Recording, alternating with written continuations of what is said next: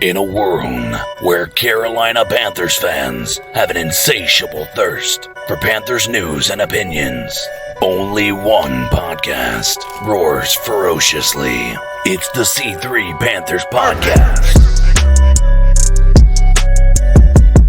What's up, Panther fans? It's your boy, Tony Dunn. They call me the Professor. It's Tuesday night. It's the C3 Panthers Podcast, 9 p.m. Follow us on iTunes, TuneIn, Stitcher. Subscribe to the show if you're watching on YouTube. Smash the little bell so you get a notification that we're live whenever we go live on Tuesday night or when we pop in with an extra video. Subscribe to the channel. Go ahead and smash the thumbs up button and let us know that you're in there. Sounding off in the chat room, guys. There's a lot of people there. Cody Lashney, they're here to see you. What's up, man? It's another Tuesday night. Happy to be on the show. And, dude, as always, you already know our chat room is lit like it always is. We have 10 Tizzy, Underground West, Sarah Taylor, Trill Warren, Bill Dotrieve, Bat Daddy. I see my mama in the chat. What's up, mama? You know I love you. And, yeah, man, we're going to talk about a lot of things tonight. A little bit of combine stuff, a little bit of cam, a little bit of rebuild. Tony Dunn, ain't nothing to it but to do it, brother. Let's roll. Tonight's show is episode 5 of the season, Trading Trey, Combating Combine Myths, and Can We Get a Little Commitment? There's lots of news to be talked about. There's rumors that have overtaken the Panthers discussion from the Combine.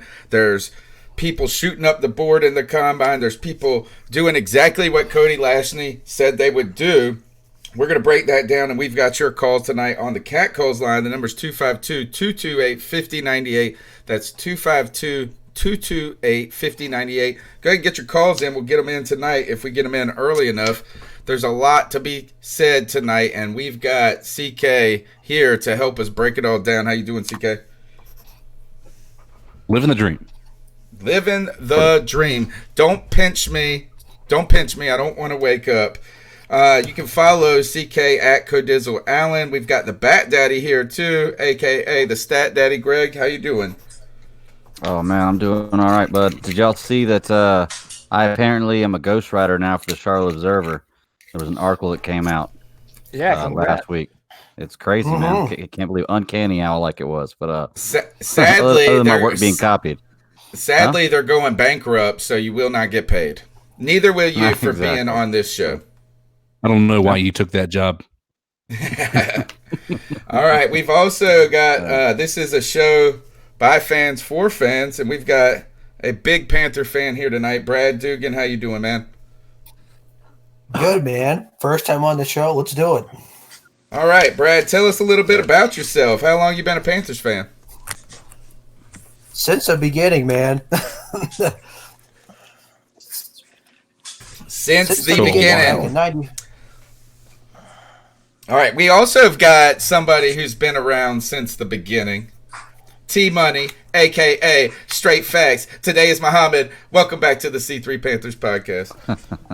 What's up, my brother from another mother, Tony Dunn? I tell you this, is anytime a black man tells me that I got a little brother in me, it makes me feel cool. That's a big compliment. That's a big compliment. All right, welcome back to the show. Tony? Bro, you asked T-Money. I can't claim it. Tony just light skinned, you know what I'm saying? That's exactly right. You know what? We go into Italy, coronavirus and all, going. That ain't swallowing that too, man. You know how much money you'd be saving if you booked it now? No, actually, I tell you how much I would not have saved because I got on the airline. I got on the phone with the airline. And because of the threat level or whatever, because the State Department's freaking people out, I said, all right, well, let me see what I can do. So I called them up, and the guy was like, oh, yeah, we understand. He said, we can help you out. We'll change it. And then he says, well, you got to do it before April 1st. And I was like, well, I can't do it then. I got to do it either this week or on May 9th week. They were going to charge me over $1,000 extra per ticket. I was like, bro. What? Sorry. Let's just stay. We go. I'm going to go lick the David statue's balls full of coronavirus if I got to save $5,000. Dude, All right.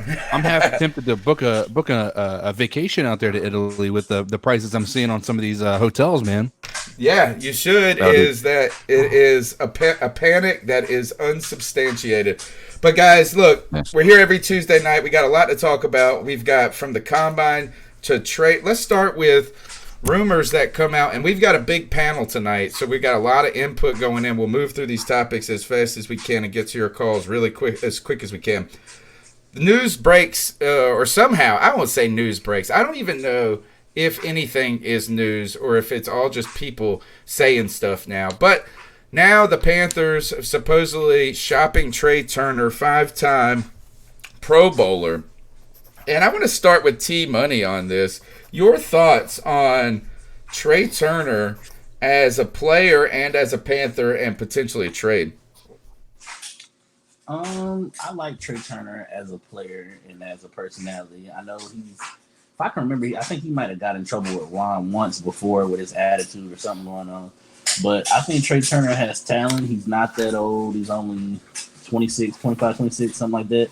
So, but, I mean, when you're in rebuild mode, anybody can go if you talking the right picks. that's how it gotta go. If you talking a second or third rounder, something in that area for Trey Turner, gotta do what you gotta do. All right, Cody, what are you thinking? Thoughts on a Panther team where the line has been the problem for the last 8 years? The one player that his reputation and at least he's probably their best offensive lineman. Let's just put it that. He's on the trade block to only save $3 million. I don't really understand it. Yeah, I mean, it's especially if we're talking about the prospect of Cam Newton coming back.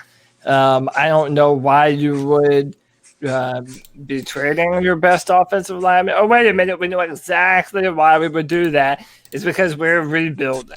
And this is obvious to anyone that's been paying attention. I think it's more real than it isn't.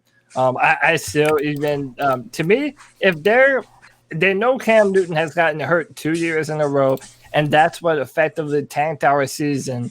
If you're going to tell me that now they're open to trading Trey Turner, that says to me that they're still open to trading Cam Newton and potentially even Christian McCaffrey.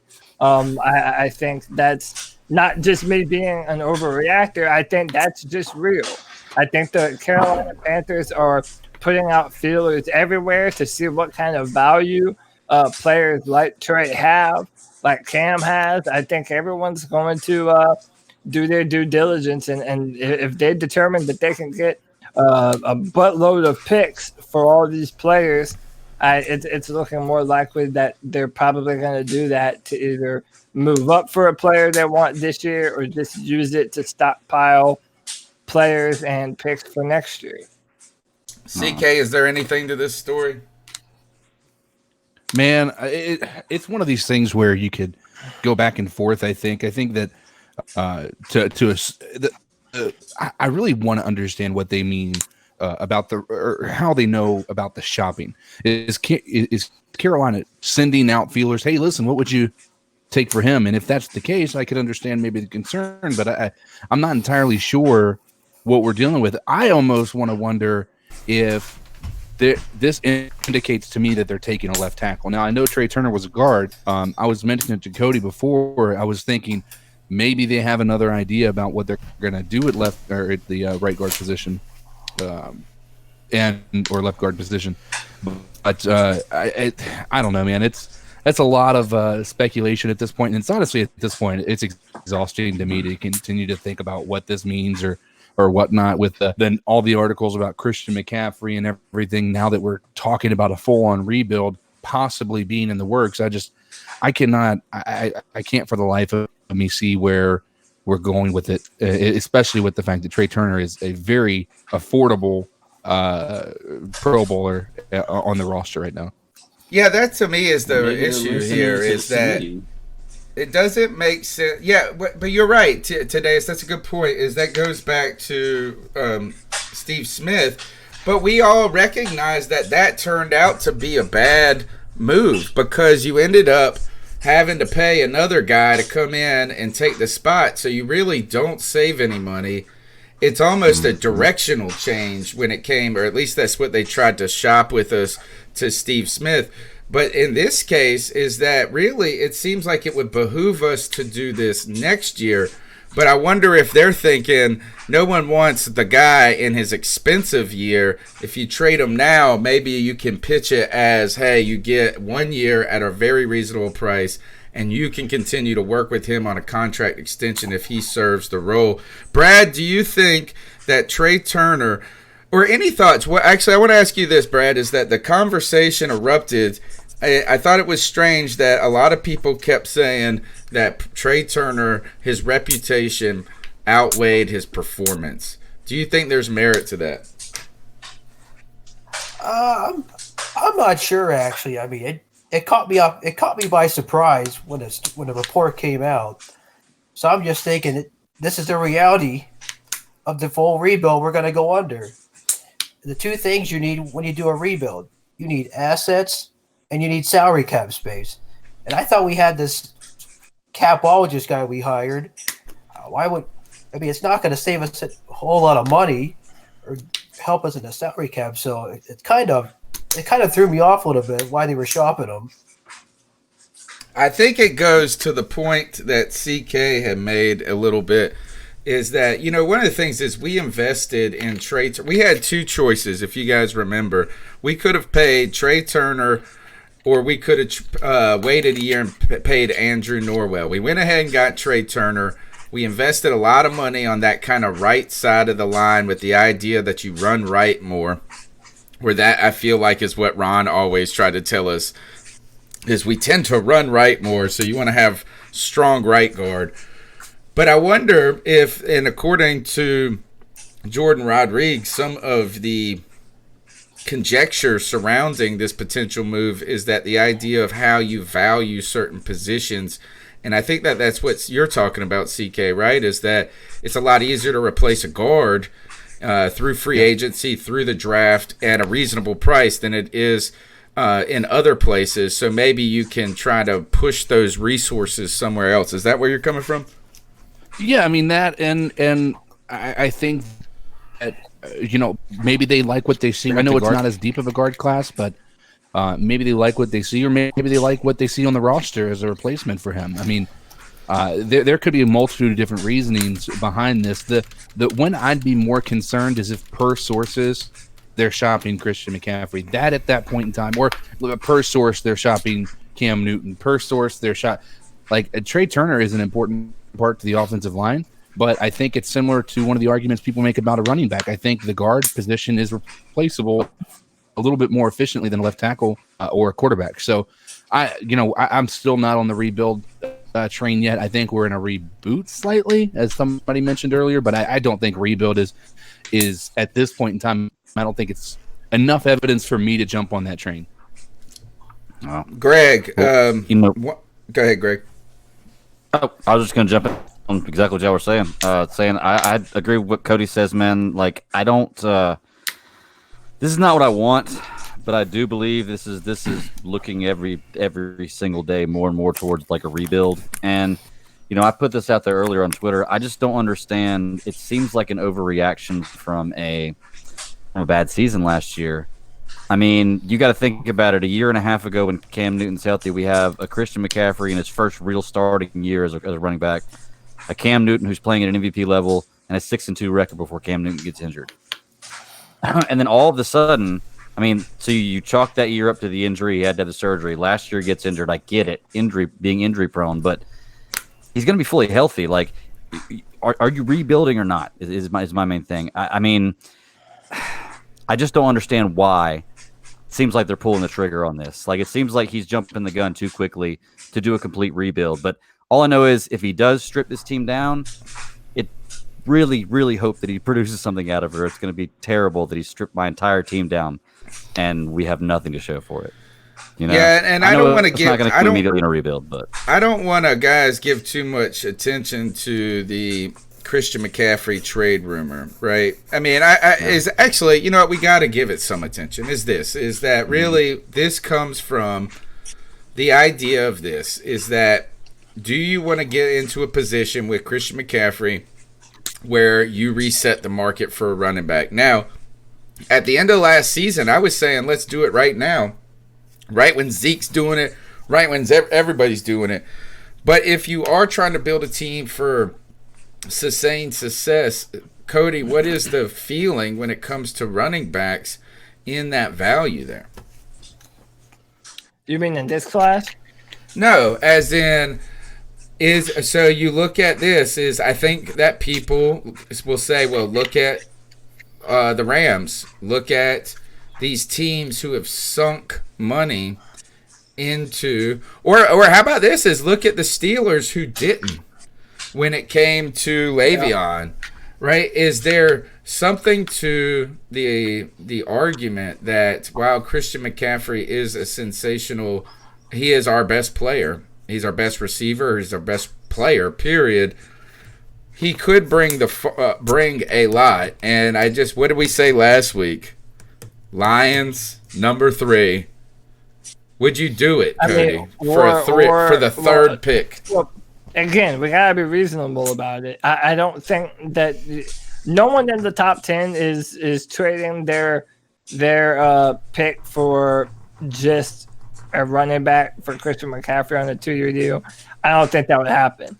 I do think so. One, let me start with your original premise. And it's pretty much this, man. Is it incredible to have a player like Christian McCaffrey? Yeah, man, the dude's a beast. I mean, in his third year, he goes for 1,000. Like, there's a reason why not a lot of players have done that. Okay, so Christian is incredible, but you don't need a Christian McCaffrey type of player to be successful in the NFL. I mean, you just don't. Look at Raheem Mostert, who in the playoffs came out of nowhere and had 200 yards, 4 touchdowns, something crazy. I mean, I love Christian McCaffrey, and of course I wanted to be on the team. But if you're rebuilding, dude, I mean, even in this year's class alone, there are serviceable running backs. You don't have to have a Christian McCaffrey. So as much as I would hate to see him go, and I don't want him to go, they would, if they're rebuilding, then it's just one of the most replaceable positions that there is in the NFL. I mean, that's just the fact of the matter. So I'll interject slightly with this, and the reason that I think that the idea of Christian would be being traded or anything like that would be too far-fetched is they have literally marketed the team. They've taken Cam Newton out of the marketing for the team and put Christian McCaffrey in the center of that marketing. I think the amount of this is a business for these guys, right? Yes, They want a winning team, but the amount of effort and the amount of money they would lose by getting rid of Christian McCaffrey at this point in time is astonishing. It's one of the highest selling jerseys on the in the Panthers locker room right now. And so you're really taking a big risk on letting him walk or trading him or anything like that. I don't think you're going to get nearly the value that you deserve with them with any a trade at this point in time. But I do think that he offers a lot more for this team, not just because he's a running back, because he is one of the greatest catching, receiving running backs in the history of the NFL. That is where I think that you cannot replace his value, is you're not finding as many running backs who have such a crisp route running ability like Christian McCaffrey. And so I think that is something that you got to keep in mind. It's not just a running back you're trying to replace. It's a running back / slot receiver. Yeah. And the thing is, too, is don't you have to have some – I get it's a rebuild. Don't you have to have some superstars? You have to have at least some kind of rock to build your foundation around, man. Like, you can't just have a complete team of people you don't know what's going to happen with or that have never been all-star players and expect to win in this league, right? I mean, the only way New England did that, and everybody has enough time to play around with that, though. I mean, he is not one of those coaches that is going to be like Freddie Kitchens. Freddie Kitchens was on the block year one. If he didn't have success, he was out of there. Matt Rule is going to get most, if not all of that 6 years, even if we're not that well. And that's only because you have to look where Tepper came from, is the Steelers. And the Steelers believe in we're gonna ride with our coaches, players, come hell and high water. I mean, look how long they were the oldest franchise, and they only had maybe 4 or 5 coaches in their history. Mm-hmm. So Tepper's gonna give Rule all the chances in the world to get it together.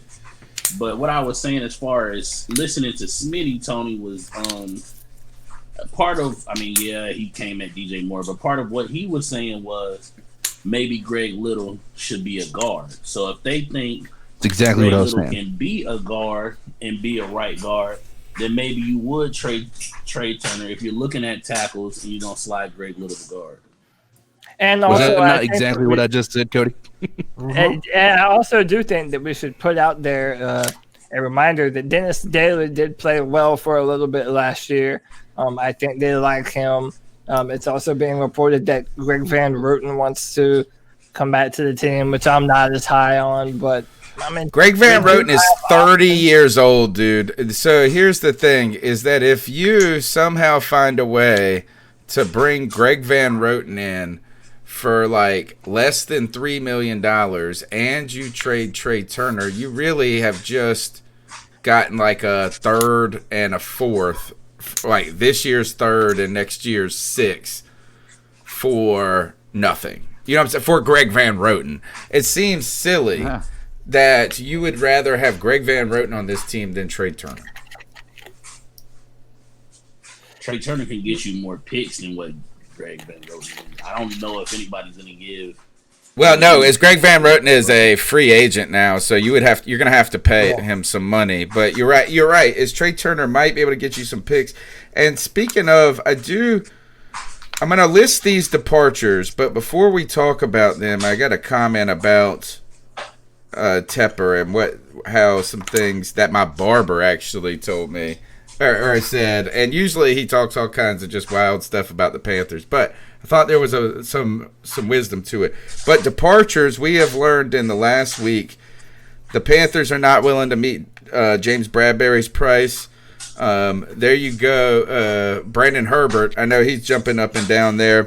They have decided not to pick up Poe's option. McCoy looks like he's not coming back, and Boston, they are not interested in getting a trade war.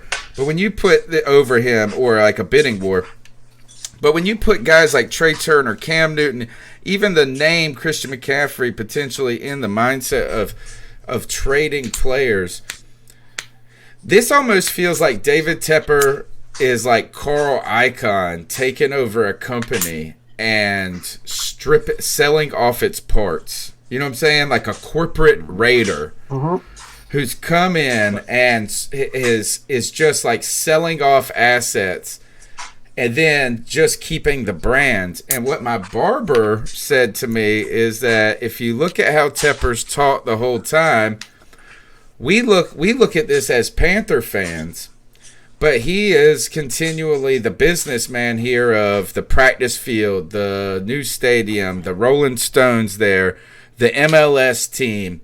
And so while we're sitting here looking at this like all our Panthers, he's like trying to build this sports whatever mega company. And maybe that affects, while we're looking short term, he's looking something else.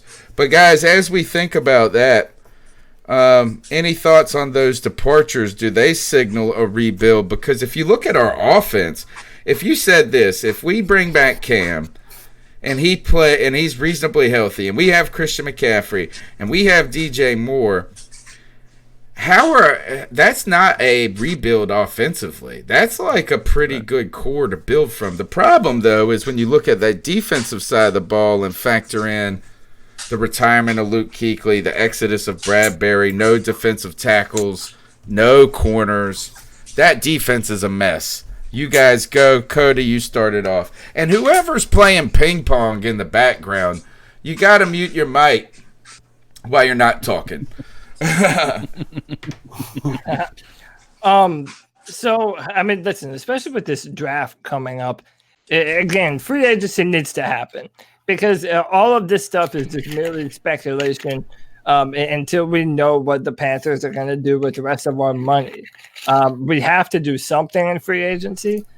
So really, I mean, you want to try and formulate a plan, but here's the thing that I haven't really we haven't really talked about enough yet. I don't think is that, dude, we're gonna lose over half of our defensive line this year.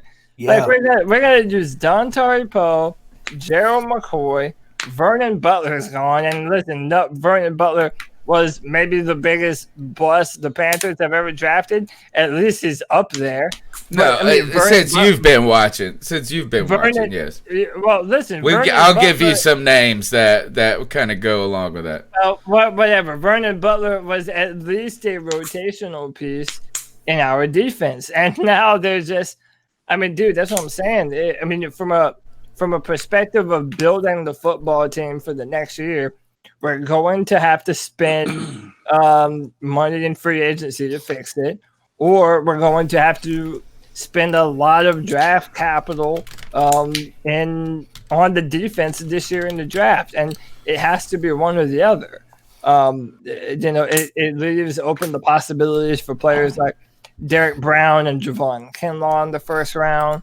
One of the things that we're going to have to do is have another corner, because we're not going to be paying James Bradbury.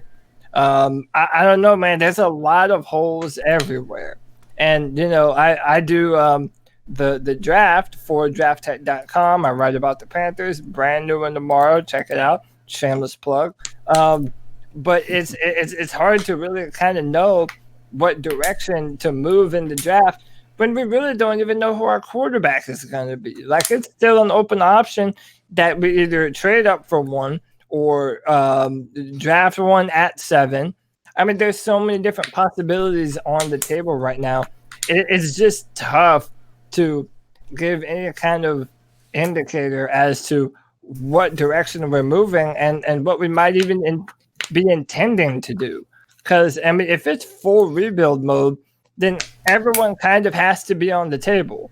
McCaffrey, Turner, whoever. Because you're going to need enough money and draft capital to be able to replace those people. So, well, we have the most money. We have the most cap space right now that we've had since ever that I can remember.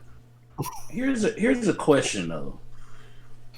Considering with Phil Snow and all the new defensive coaches we have, is it such a bad thing that we're restarting on defense if we don't know what defense we're running in?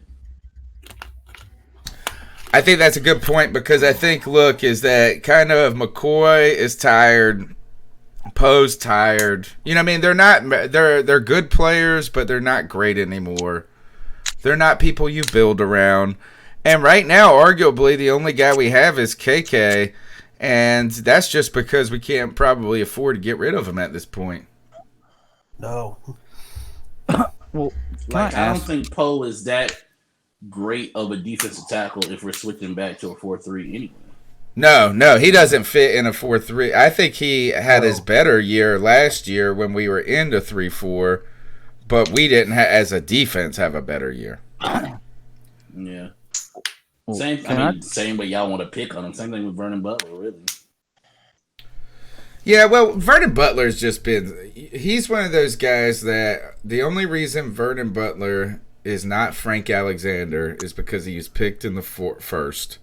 Frank Alexander, we can go down the list of all the Coney Ealy's, of all the guys.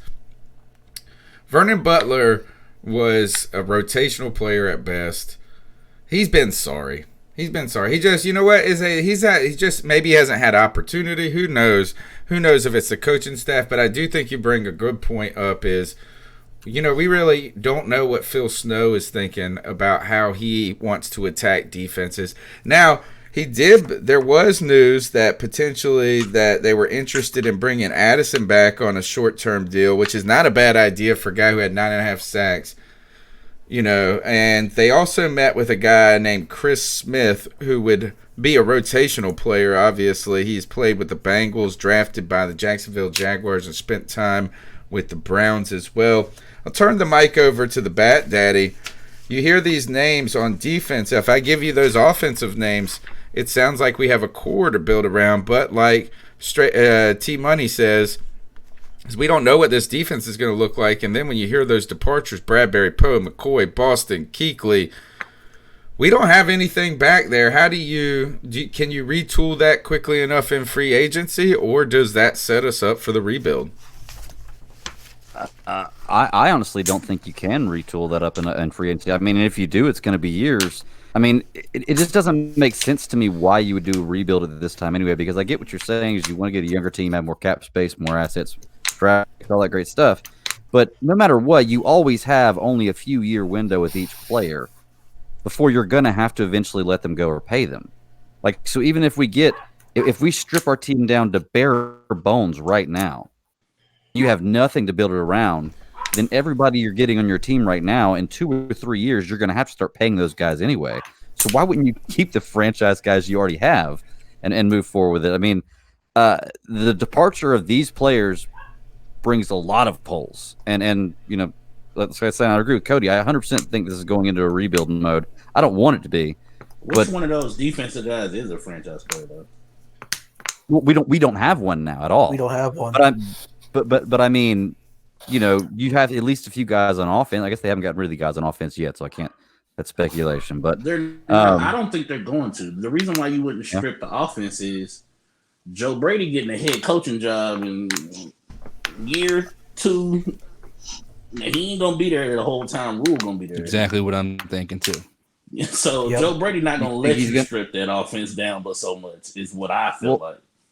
But what makes you think he's getting? I mean, if we are, I guess it's the point you're making is we're not in a rebuild. So okay, I get it. Yeah, makes sense. I tell you this, well, the thing is, Carl Van too is 1 second. CK is Carl Van comes in $24.99 strong super bomb chat. Dang! Oh, that's a big time support. Sure. That's big time love for the show. CK, go ahead and get on that. And when you're done with your point, is there any way we can't pick a defensive player in the first round with this type of roster? That's that is the big question. But here's my thought: is can you guys I know 49ers are going to be the first team somebody says, but I don't even really ever think they were in a full on rebuild mode like this. They already had a horrible team. They weren't getting, like, there was no getting rid of assets. There was not these crazy big name players traded. They just didn't have big name players. We do. So my thought is, how many teams actually can you recall going full rebuild, trading away their top players for picks, actually were successful? I can't think of any. I can't think of none either. The Jags during their little run in the playoffs. Yeah, but I mean, I don't even think they did. Who did they have before they got Leonard Fournette and Jalen Ramsey and, you know, obviously they were never any good. Yeah, it wasn't that they didn't have great players that they just decided to get rid of, and then all of a sudden they were successful. And even if you want to use that as an example, look where they're at now. One good year, and that's it. And so it was a fluke if you want to look at it from that perspective.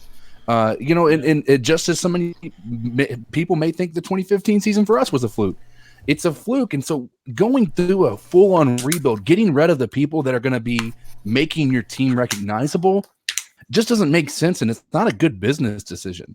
I think, if anything, you build on what you have now, which is a solid foundation of young players. And that's why I think a full rebuild would be, honestly, tearing down a pretty decent foundation. You just need to fill maybe up these it's holes not a full here's rebuild. Maybe it's a defensive rebuild. Yeah, that's what I think. And my counter argument is with that is all those names on that defense. How did that defense look last year? Yeah. Oh gosh, they were not good. Yeah, they were the worst. I want to stick with the tank question for one moment. Brad, you've been a Panther fan since the beginning. We are a young team though, right? And I have said always that, because I go to my alma mater for college football, ECU. We have a cool football tradition.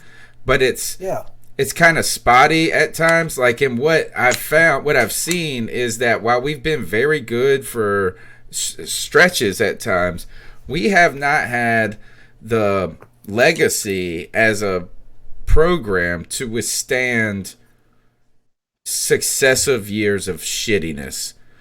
And then it just plays such a toll. Like, if you would have gone to if you would have gone to an ECU football game when I was in graduate school, they were knocking down 45,000 people all the time. Right. And then now to get 10,000 people in that stadium is tough.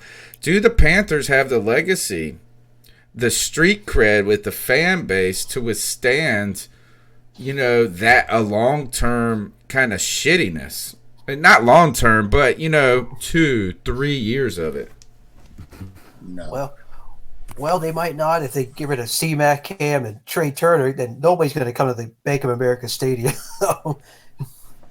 Yeah, I mean, I saw somebody say this, is that they would be more upset if the Panthers just got rid of Cam than they even would be Christian McCaffrey. And you've heard the Chargers be very interested in needing to sell tickets.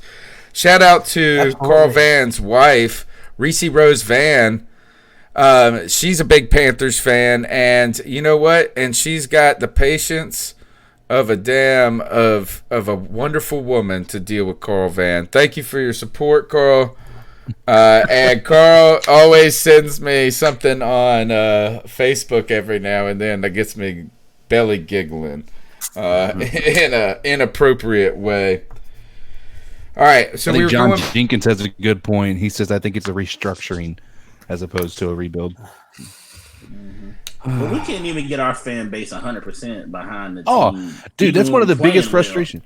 That's one of my biggest frustrations with the organization as a whole. Like, when you go to a game, I mean, the amount of people, like, if you go to a college game, that's actually a really, like you were talking about, Tony, with a great culture that has everybody bought into what is going on, regardless of whether they're a successful team or not. You have the people that are just die hard, right? They're just die hard. You go there, they have their chance. They have an organized way of actually, like you see the Chiefs with their whole thing. You have the skull chant with the Vikings. I mean, there's just so many of these organizations that have a deep history in these people's lives. The Panthers it does feel like it's just another home game for anybody who comes to Bank of America Stadium. And I think that is something that that's one of the reasons I will cite. Tepper will not want to do a rebuild because he can. I honestly don't think that the organization can actually build it fast enough for him to actually not be completely destroyed by it. It's just too emotional. I've always felt like they either really, really, really high on people or really, really low. Like, cut them right now. Like, whether it's coaches, players. Me and Tony know we used to have that little issue where he used to be a little Debbie Downer and getting all certain people. But even with the says, how many people, when we was playing well, how many people still hated Mike Shula? How many people still hated Ron Rivera? Like, or Cam Newton when he's the fucking MVP of the league? Well, you know who that is. That's the F-150 red. Yeah, but and Scott Fowler.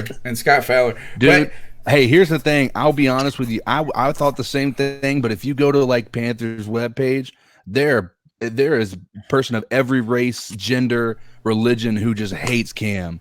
Like, he's a polarizing figure, dude. It's like, as much as I'd love to, like, that would be my first go-to. I'm like, why don't you get your small-minded person off of this page and go do something else? But the amount of people, it's honestly, Cam Newton brings a lot of people together in the wrong way. Cam Newton is the Barack Obama and Donald Derek Trump. Anderson to start over Cam Newton. Remember that? Oh God! Oh my God! I can't take it. And it's not even allowed on this show to talk like that. I think that officially ended. What was it? The game. Cam didn't have his tie, and they started Derek Anderson. He threw like a pick on the first play. It was in Seattle. Yeah. It was that Seattle game. That's it. Yeah. And what I like about it is that homeboy threw that pick, and Rod was like, Go ahead, Cam. Yep. Like, go get in there. Yeah. You've learned your lesson. He was like, you know what? You know who learned their lesson there? Ron Rivera. Yeah. You know, you think Panthers fans would learn their lesson every time we've had somebody else in the game outside of Cam Newton. Have we ever been successful? I mean, you can throw in the idea of Kyle Allen having the 4-game win streak that he had against nobody. But Cam Newton has been the only thing that's actually brought success to this on a reoccurring basis since 2011. Well, you know, this last decade has given us an opportunity to build that football, a sort of a pillar in that football culture. If you think about it, we cultivated some legends in the first decade of our organization, and we cultivated success in this past decade. And Cam's our first superstar, man. And I still say he's the only superstar that Charlotte's ever had.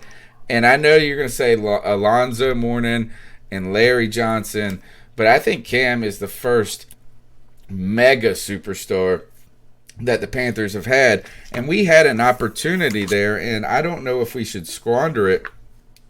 I don't know how we can withstand, as a fan base, a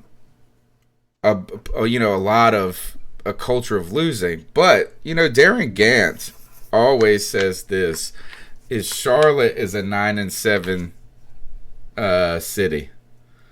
Like, that's what is like, is that they want a team that's 9-7 every year. They're not going to get too high. They're going to come out there when they're winning. They're not going to come out there when they're losing. And he kind of just says this is the only city that you would be comfortable with like having the Hornets never having a chance. It's just like, we're not the worst team, but we're not ever competitive. Well, but you got to earn this shit, man. One of the things that isn't said enough is that Jerry Richardson was the owner of this team for 23 years.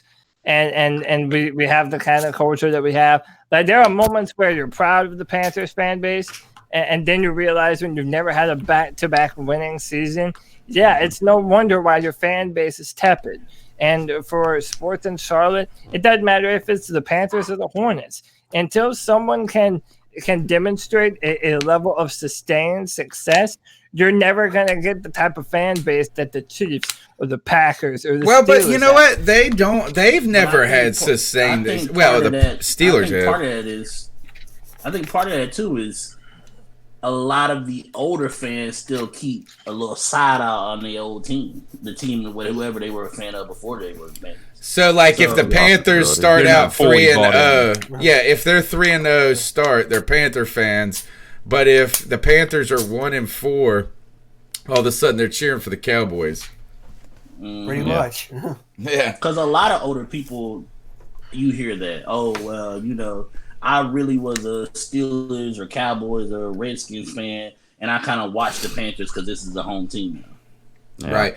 And we have a chance to change to it with our, kind of now the second generation of Panther fans coming in. I mean, if you think about it, is that Cody is kind of the almost close to a second generation Panther fan. Yeah. You know, I mean, 30. You're 30. I mean, I'm only 30. I'm 38. So it's not that, but it is almost a decade. You know what I'm saying? And that it's almost half the franchise's life. Right. Yeah. Let's go ahead. Like me personally, I know nothing else. I was born literally the day after we got the team. So I know nothing else but Panthers. I know nothing else. I wasn't born the day after, but when I actually was the day before. The day before. Mm-hmm. I was, when I was being raised, my mom started dating a guy who had season tickets, and so we went all the time. And this is literally the only team I've ever had any interest in following. I don't watch college football. I don't watch basketball, baseball, hockey, soccer, nothing. This is literally my entire existence as a sports fan is really wrapped up into the Panthers. So that's why you see that's why the passion in me is so immediate. And sometimes I'll get a little heated about some of these conversations because I just I'm ready for success. We cannot be the only team in the NFC South if the Falcons didn't blow that 28-3 lead to not have a Super Bowl. That would have hurt my soul so much. I don't know if I could have recovered from that. To be fair, the other teams have been around a lot longer, had a lot more chances. So, I don't care. I know. That's why they're sucking. That's why the Falcons suck more than we do forever, because they've never won one, and they've been around over twice as long as we have. Well, I think that kind of exactly what y'all were talking about there just a minute ago. That's a great point. I think that there are a lot of people who are fans of other teams, because you look at the Chiefs, and while they haven't been good in the last 15 years, they've never. I don't know when have they been good. When were the Chiefs good? When they had Joe Montana. That was they made one AFC championship. Well, what I mean is they've been around for 4th, 5th, 6th generation Chiefs. That's the key. The generation, the generation, right? Fans. So you have people who are 60, 70 years old that have kids and grandkids that they've been pulling for the Chiefs their whole life, and then you have some people for the Panthers fans who know nothing but they don't remember a day when the Panthers weren't a team. So it's a big difference, you know. Panthers God FSU 23 says Cam made a tweet last night saying he's staying in Charlotte. He's under contract, and calm the noise. He quickly deleted it. We're gonna go to the cat call. Cam's gonna do everything. Cam's gonna do everything where he doesn't. If he does get traded, one, he's gonna have it where the fan base is still gonna be wishing we had him, and two, he's making sure he's not gonna look like the bad guy. There's not that's no smart. kind of way you want to say that Cam won out. Guess where he learned that from? Thomas Davis, Greg Olson. Yeah. Can I be honest? The problem with that tweet is that he said the reason he's staying in Charlotte is because of his contract. He didn't say I want to be here. He said I'm going to be in Charlotte. I'm still under contract. That means to me that he maybe has no intention of being here after he's not under contract. I do want to, I think, you guys know how I feel about Cam. Let's go ahead and move on. Let's go ahead and get to the cat calls, because they'll like to take us through some of these talks, and let's see what they got to say tonight. Wait, cannot open this. Why? Why can't you open this file? Hey, what's up, guys? This is Cody C. from Tennessee. First time caller, big Panther fan. Been listening to y'all for a while. First time calling in. I just wanted to start a discussion with y'all. I know Cody is a draft guy, so I wanted to give him a little, head scratcher. Do you think the Panthers will end up drafting a wide receiver this year in any round that they choose? Since we only have 5 receivers locked in for next season, or do we target them in the free agency? So, and I can't wait to see what these coaches bring to the running back room. Hopefully they'll get some Jordan Scarlett snaps. I think that's all I got to say. So keep pounding, and I'll listen to y'all's podcast next time. We'll see y'all. Appreciate it, man. Thanks for that call. Yeah, so listen, this is going to be one of the deepest wide receiver classes in maybe the last 15 years. Dude, there are a bunch of freaks in this class. So here are some names that I'll float out that I think would all be in consideration for Carolina. And I think, it's more than likely we're going to draft at least one to be another complimentary piece to Samuel and DJ Moore going forward. Denzel Mims, the wide receiver out of Baylor, ran a great time at 6'3", 215 pounds. He ran a low 4.4, and he already went to Baylor, so he already has that Matt Rule connection. Brandon Ayuk from Arizona State. There's even scenarios where a player like, say, T. Higgins, who went to Clemson, who, is kind of being overshadowed by the big 3 of this class, and that's being Henry Ruggs, Jerry Jeudy, and CeeDee Lamb. So, you just never know. The board is going to move and fall a lot of different directions.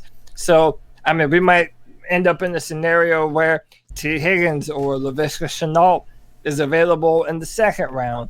Now, I don't know if we're in a position to even be spending second round picks on receivers, but I mean, even at the back end of the class, man, Chase Claypool, from Notre Dame, ran a 4.3 something, and he's like 230 something pounds. They were even wondering about maybe moving him to tight end. That was the defensive. That was like the defensive end or something, right? No, he's a receiver. He's a receiver from Notre Dame. They was talking about he might play tight end though. Yeah. Okay. They were saying he might play tight end. There's a lot of different. Tony told us why T. Higgins talked himself down. Since he just need rest, he don't need to go to the combine. What? What did I say? I don't even know what you're talking about. Last week you told us. I already had heard it, but remember T. Higgins was the guy that skipped the combine because he need rest. Oh, well, he didn't do the workout. He was at the combine, but he didn't.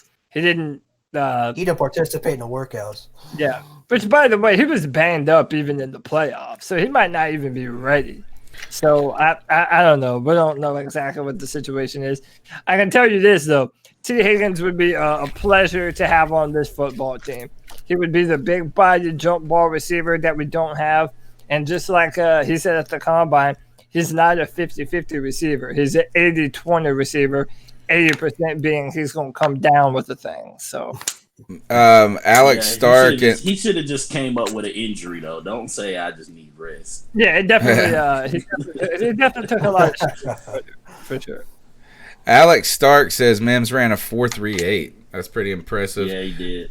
I did see this, and I'm going to turn the mic over to T Money after I say this. I saw a tweet from a Jets podcast that said demand for wide receiver is soft in the free agency market, and so what they were talking about is that might actually make it available for them to bring Robbie Anderson back.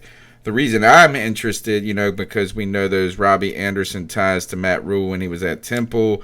His crazy hair is awesome. But what do you think about the value there at wide receiver in free agency in the draft team money? Or in the after watching the combine? I've definitely been putting the Robbie Anderson connection, saying that we have, I think, an extremely good chance to get Robbie Anderson. I mean, he's came out and said he owes most of his success to Matt Rule. He wouldn't be in the NFL without Matt Rule. So I definitely think that would be a possibility. And like Cody was saying, the wide receiver class is just so deep that I feel like as a whole at the combine, I feel like this was probably one of the most athletic combines across the board. Yeah. Where to me, yes, it was. Where it was like people was just running fast out of nowhere, jumping higher. I don't know what kind of juice they was drinking this year, but I just felt like everybody almost was athletic. I said on a previous podcast, I think this draft is going to be an all-timer. I think you said it last week. A lot of these prospects are freaking good, man. And again, there's not a lot to be hopeful for around the Carolina Panthers nowadays, it seems. But if we do end up staying at 7, we're guaranteed to get a franchise-defining player if we draft well and if Marty Hurney doesn't completely fuck it up. So, man, I would say after watching, just from what you guys have said, I didn't watch a second of the combine other than on Twitter. But I don't blame you, and I want to add real quick, they need to move it back to the morning time because they had it in prime time this year. But let me tell you, that's not a prime time event. You're not watching. Yeah, you're not watching football. They're not really competing side by side. I mean, it's something, if you want to have it on your TV early in the morning, that's fine, man. But it's not. You're not watching anything exciting happen. It has this kind of hush. But tone. on Thursday and Friday, I wouldn't mind if it started at noon or 1 or something like that, because then you don't have to be cutting off work. You know what I'm saying? Because you'll have it in the in years past, I'll have it in one window on one of my computer screens, just playing, barely paying attention to it. I don't know, but I think this. Here, let's keep going with the calls. Let's just try to power through and see what these guys take us. What's up, guys? Kyle from VA. Just wondering y'all's thoughts on the combine and the draft. Obviously, Isaiah Simmons looks like a damn freak of nature. I would love to have him. I really would. But it's a toss-up, man. If you want to get a franchise left tackle that can actually protect Cam for once in his damn career, or if you want to help the much-needed defense out and get there's not too many people that's going to come out of college like Isaiah Simmons. They're once in a generation, once in a lifetime type players. But after the combine, man, if we're being honest, I know other teams in front of us have different needs, but I don't know if they're looking at it as Isaiah Simmons is just that guy. And do y'all honestly think Isaiah Simmons is going to stay around to the 7th pick? Because I'm going to be honest, after the combine, and I mean, we knew about him thanks to Cody, but everyone knows, like, the secret's out on Isaiah Simmons now, so, like, I don't even know if he's going to be around at number 7. And if that's the case, then you go ahead and you get a left tackle from Georgia. No doubt if he's still there. If not, Jeffrey Okudah. I mean, there's a lot of ways you can go in this draft. And this draft is loaded. Absolutely loaded. So, gotta make sure they it's almost pick like right, man. he heard you Pick talking, Cody. Good players that are going to fit what we're trying to do here in Carolina. If they do that, then we'll be fine. Simple as that. Anyway, guys, can't wait for the show tonight. Keep pounding, man. Keep pounding. So fantastic call. Yeah, I mean, listen, I think it's, there's a lot of talk about Isaiah Simmons, and justifiably so. And Tony will be back in a second, and we actually have some videos that we're going to be able to play. But, and I kind of alluded to this earlier, there's just so many options available to us with the 7th pick. So, again, if you want to move in a direction where you're forced to rebuild your defense after letting so many people go, well, then, yeah, Javon Kinlaw, who I love, I think is the best defensive tackle prospect in the draft. I think he has a higher ceiling than Derek Brown. I do too. Yeah, and but then I want to, and Tony's back, and I want to kind of segue into Isaiah Simmons. And all right, I'm gonna play the 40 time video. All right. Well, yeah. So let me kind of set this up, and if you could, Tony, I'd like you to play them back to back, the 40 time, and then the simulcam, if you will. Right. But I want to kind of lay this out for people. It's very rare that you will ever find yourself in a position to even be within striking distance to draft a player like Isaiah Simmons. We are talking about a player who has A+ snaps at the linebacker position, at corner, at free safety, at strong safety. I mean, you are talking about a player that has the potential to be one of the most versatile athletes playing football of all time, and that's a real thing. So, Tony, go ahead and play these clips, and I want to kind of show people what I'm talking about. We know. Real quick, I'll just say while he's getting that set up. You know how like people say Ray Allen is like Reggie Miller turned up another notch? I feel like Isaiah Simmons is TD turned up another notch. That is not normal. If you didn't know, that's not normal. We'll watch it one more time. Yeah, look at this. 6'3" and change, 238 pounds. Watch him stride that out. As we know. All right, and then we'll go to... There he goes. 439. Right, here's the simulcam. Here's the simulcam video. Yeah. Isaiah Simmons now watch against this. Jalen Ramsey and Derwin James. Two good ones. It's Simmons. Wow. Yikes. I bet you I would have liked to seen them Saquon, Zeke, Alvin Kamara, and Simmons. Oh, it keeps going. Got him right off the jump. And it Damn. is... He smoked Alvin Kamara. Okay. That's freaky. Alvin Kamara's. Let's check Simmons out against Look who else is Pro Bowlers from the National Football Conference. Michael Thomas, Russell Wilson, Christian McCaffrey. Again, it's over right off the start. Those strides, he's gone. And it's Isaiah Simmons. Come on. That's 2 yards. Come on. He makes Christian McCaffrey look slow. If you and compared to Isaiah Simmons, McCaffrey is slow. I mean, it's just, you know, and again, I understand I've watched film, and anybody can go look at highlights of Isaiah Simmons, and you'll be able to see what I'm talking about. But even when you watch film, even the plays that you don't see, he's a factor on every single play. I mean, the dude can run you down. And in a modern NFL where you have Lamar Jackson running a 4-3, carving up defenses on these zone option plays, or on these read option plays, you need to have – I mean, Simmons is quite literally built to shut down players like Lamar Jackson and Deshaun Watson. I mean, his recovery ability is second to none. His arms are, I believe, 80 inch. He has an 80-inch wingspan. So he's going to be able to reach out and engage with those tackles that are trying to block him and be able to disengage with them first. I mean, you can put him at free safety, middle linebacker. I mean, I have no doubt in my mind that you, and I said this in Carl D last week, gave me a bunch of shit for saying it, but you could put Isaiah Simmons on players like Julio Jones and Mike Evans and trust that Isaiah Simmons is fast enough and physical enough to be able to man that part of the field with them.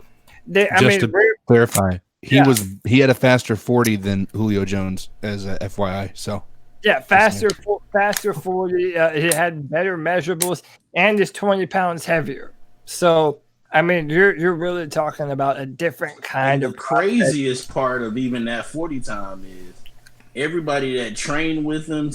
Even I forgot which NFL guy it was that trained with him said he really can run a 4.35. Derwin James actually went and trained with Isaiah Simmons, and I mean, I'm a Clemson fan. I've been hearing people say this about him forever. That Isaiah Simmons has been digitally timed running a 4.35. I mean, that's bananas. And Derwin James then said that he saw him do it too. So, I mean, you're talking about a player that is physically unlike many players that have come before him. And it's just so funny that in the year when Luke Kuechly retires, we might be able to replace him with Isaiah Simmons. That's unheard of, man. I kind of agree with the caller, though. And like Trill One has said in the chat room, is that now the Giants are a team that's being linked to Isaiah Simmons. You start to look at those. Yeah, is that I think it would be absurd for him to be there at 7. I think actually the question is going to be at 7 for us is Okuda might be there. And the Brown and the Okuda now. Yeah, and and if you're Matt Patricia and you're trying to build, Matt Patricia is a defensive coach in Detroit. Are you going to let him slip past 3? And then are you seriously, if you're Dave Gettleman, I know you like the Hog Mollies, but they've got.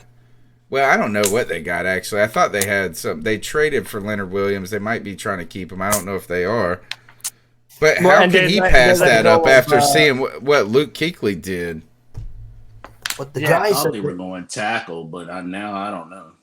But the Giants said they're open for business at 4 to trade down.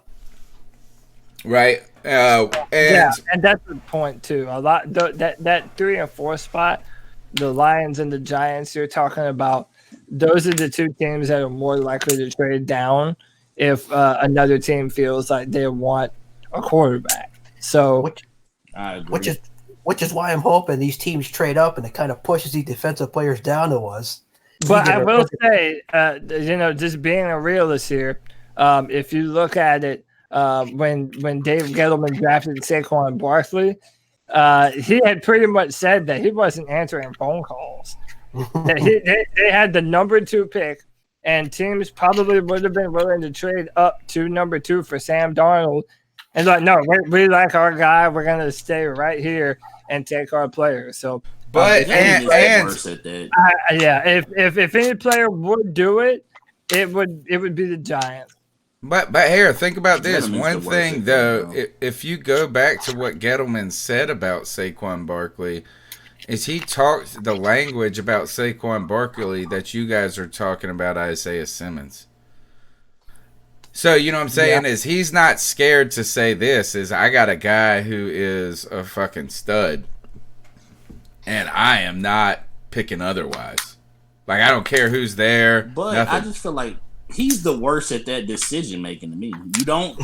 You don't trade down to let somebody take Sam Darnold where you still could have got Saquon, and then you don't trade down for Daniel Jones. Yeah. You still got Daniel Jones later than you got him. Ron Rivera has done everything to make us believe he is an idiot. Yeah. Not Ron Rivera, Dave Gettleman, sorry. Like, I mean, it just is, and I was the biggest Dave Gettleman supporter, but you're right. We were on the live, we do the draft party every year, and there was a Jets guy on, and, the Jets hate the Giants, and he laughed like, I felt like, do you remember when Jim Carrey laughed in that guy's face on Dumb and Dumber when he was dying after he ate those hot peppers? Like, he laughed like that just naturally on the podcast when they announced Daniel Jones' name there. So here is who did Okuda fall and Simmons rise? Well, it's not that he ran a little bit slower than people expected. Yeah, so he ran a 4, I believe it was a 4.5, a low 4.5. I can look it up. But it's his hip movement, dude, is so sick. No, it is. And if you look at ran a 4.48. Yeah, okay, so that's not blazing. They expected him to run. They expected him to run a little bit faster. But then he landed on his neck wrong, and he wasn't able to continue all the drills. So Deion Sanders actually had to go and take him aside and shut him down and say, "Hey, man, it ain't worth it. Like if you landed on your neck, dude, you're losing money the more you're out here working out looking like it's not looking good, So, I mean, but even still, dude, make no doubt about it. If Jeffrey Okuda is on this football team, he's instantly the best prospect that the Panthers have ever had playing the position. Wow. Bar none, far and away. I mean, still, absolutely. Yeah, I don't care about the numbers. I value film over it all. When you look at what Jeffrey Okuda does on film, and the way that he's able to stay in the hip pocket of receivers and track the ball, he's long. He has incredible instincts. I mean, it would be an infinite upgrade over James Bradbury. All right, the numbers. I got another Ohio State corner in my mind. Oh, nah, he ain't even. All right, we'll see. All right, the numbers 252-228-5098. Hey, guys, I just want to take a minute to ask you a question about what you think about Super Bowl 50. I really think that game is fixed, 100%. Strictly for Peyton Manning, last game, refereed by Clete Blakeman, man from Omaha, Nebraska. Hakeem Tlaib was lined up offsides multiple times. Jericho Cotchery caught the ball, which the next play led to the strip sack fumble by Von Miller, where he made illegal contact with Cam Newton's helmet. pass interference was constant with the Broncos defense the entire game, especially on Roby, especially with 10 minutes to go in the fourth quarter, clear pass interference, no flag. Referees had no intention of giving Carolina any chance in that football game. Remember, we had to use both our challenges in the first quarter when Peyton Manning's knee clearly hit the ground. We had to challenge to save 7 yards when he got up and scrambled and ran with the ball. That game was hand-delivered to the Denver Broncos by Cleve Blakeman, 100%. Vegas was in on it. It is what it is. I just thought I would call, see what you guys thought about it. I know it's 5 years later, but I'm still not over it. Field conditions were awful. It just really seemed like the NFL wanted Peyton Manning to walk away with his second Super Bowl trophy. They did not want him going 1-3 in the Super Bowl, losing to a arrogant African-American quarterback. The NFL skipped Super Bowl 50 in my mind, in my memory. Yeah, what? 49 to 51. Yeah, what did they actually? It's like the 13th floor of a hotel. It didn't exist. Yeah, what is this Super Bowl 50 you're talking about? I have no recollection of it. Yeah, y'all know my narrative with this kind of stuff, man, is that I believe that this is a television show and that while it's sports, you can't control everything. There are things that influence what happens. I mean, you can't tell me that the way the Packers had the calls go their way this year, that the NFL didn't want the Packers and the Chiefs to be in this Super Bowl this year. I mean, you know, Patrick Mahomes and Aaron Rodgers on the same insurance commercial. Like, it's right there in front of your face. They're going to do everything they can. And I believe, I don't think the game was necessarily fixed, but I think there's always narrative the NFL tries to push for who they want to be, you know, the champions, you know, who they want the face of the NFL to be. So, well, yeah, not even just who wins the game. I think Super Bowl MVP is like that because I still think Damian Williams should have won this past Super Bowl. I feel like Seattle choosing to let Russell Wilson throw rather than giving the ball to Marshawn Lynch, the hood dude from Oakland that don't want to talk to the media. I think that was a conscious who's now the speaker for Princeton's senior class. Did y'all see that? Marshawn? Yeah, Marshawn Lynch is going to speak. There's a story going around today. Princeton graduates or seniors are upset that Marshawn's their speaker. And then there's this, like, what I love about this is, first of all, I can kind of understand that. Like, if you're a parent that just paid, like, $4 million for your kid to go to Princeton or whatever, or you had to pay $4 million for him to get into Princeton, and then you're getting a guy in there who, I don't know, I'm not trying to knock him, but, like, I mean, you know, I mean, I don't know what, I'm not saying anything, I'm just saying this. He's going to teach them how to say they chickens.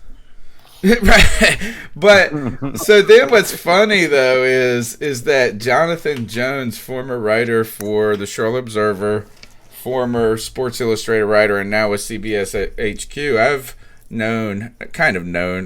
just interacted with him on the internet. He went to Carolina, and he's been an uppity motherfucker the whole time. And now he's like, he said this today. He was like, these kids would learn more from 1 hour from Marshawn Lynch about life than they would an entire year at Princeton. And I was like, man, shut the fuck up. You were saying that. You would not have been saying that shit when you were at Carolina, acting like you were at a big school, all of this, with your fake ass classes. He used to talk shit about ECU. Whoa. Let's not discuss that. He used to talk shit about ECU all the time. All right. 252-228-5098.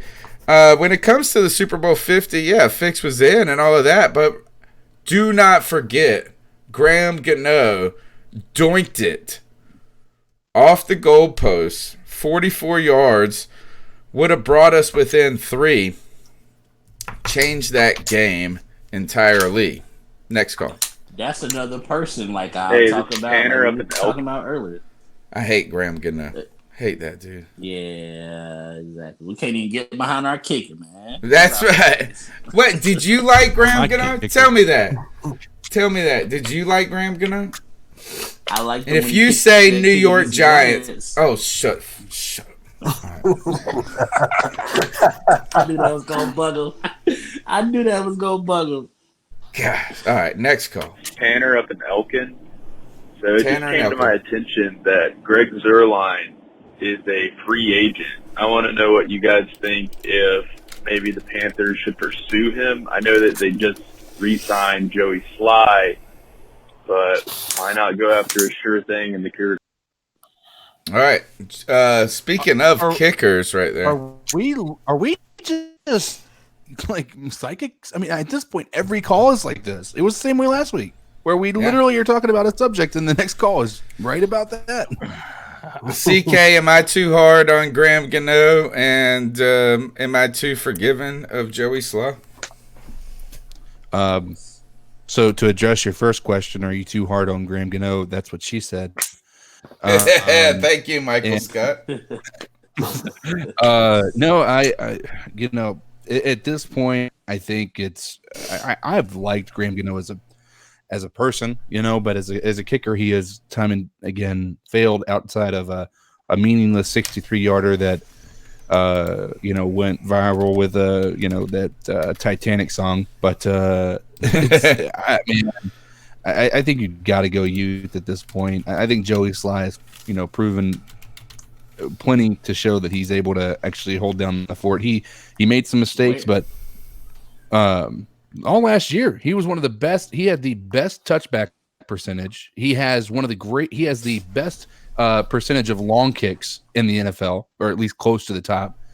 He had a couple of struggles with some short kicks, but all in all, he was a pretty consistent kicker outside of like one game where he had like 2 or 3 misses.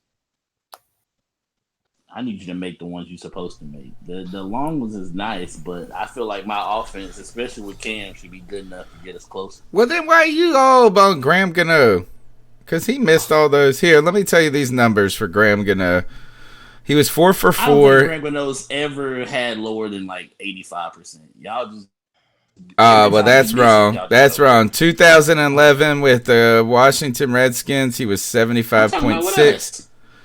Yeah, he was 81. Here it is. Here's his percentage: 81.8, 88.9, 82.9, 83.3, 78.9. 2016, 78. He was 83% in 2015. He was the worst player on the Panthers roster in 2015. I didn't like whoever was that. Philly Brown had a better year than Graham Gano. That didn't get no laughs, no nothing. Oh gosh. What was Joey Sly's kick percentage last year? All right, I'm looking it up. You're also going to be basing this against an offense that couldn't get in the red zone. And a 1-year kicker, he was 78%. And Graham's fault it's not his fault. It's just that we always compared him. We always kept a side eye on Harrison Buck, which was rightful. Yeah, it's and not justified. His fault they chose him over Harrison. It's our fault. Make that decision. It's our fault. Wow. Dave Gettleman, you sissy. Classic Ron Rivera sticking with a veteran. Dave Gettleman would rather have pole than butt. Well, hey, they asked about Greg Zuerlein on the call though, right? Yeah. I think. Let me see this. Here, let me see. Greg Zuerlein. Let me see what his stats are on Pro Football Reference. Greg. Oh, he's a great kicker. One of the best kickers, but but he's too injured. He's not that old. He's not that old. Didn't he get hurt last year? He did get hurt last year and the year before that because he was my fantasy kicker both years, and I know, I know, like he. How about this? It turns out he's not that good. He's better than average, though, right? not he was bad. good. He was 90. He was 90. Yeah, is that he's been good since 2016. He was in 2015. He was 66%.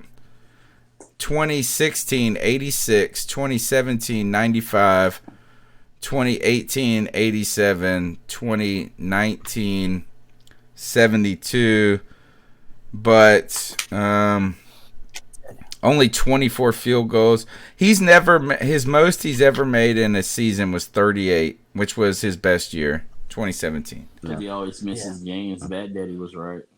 Yeah. Well, and you know the thing is too is I really do think Joey Sly had his problems last year. He's got the biggest leg in the NFL. He can kick the ball further.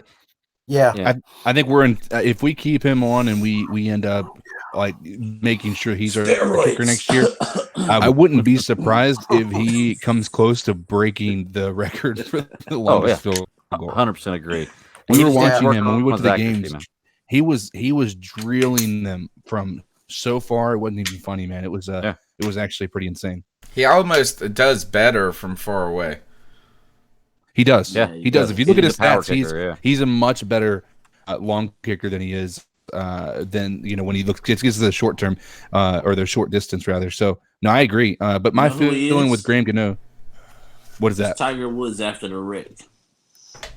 Hey, but Tiger Woods got back to being a good golfer too. So let's go ahead and just assume that Joey Sly has that capability as well. What did I say? Yeah, after what? I say Tiger Woods after the wreck. What wreck? He wrecked his car and he thought he was in California. You mean when his wife was? Oh no, the one where his wife. His ex was chasing with a golf club. Yeah. All right.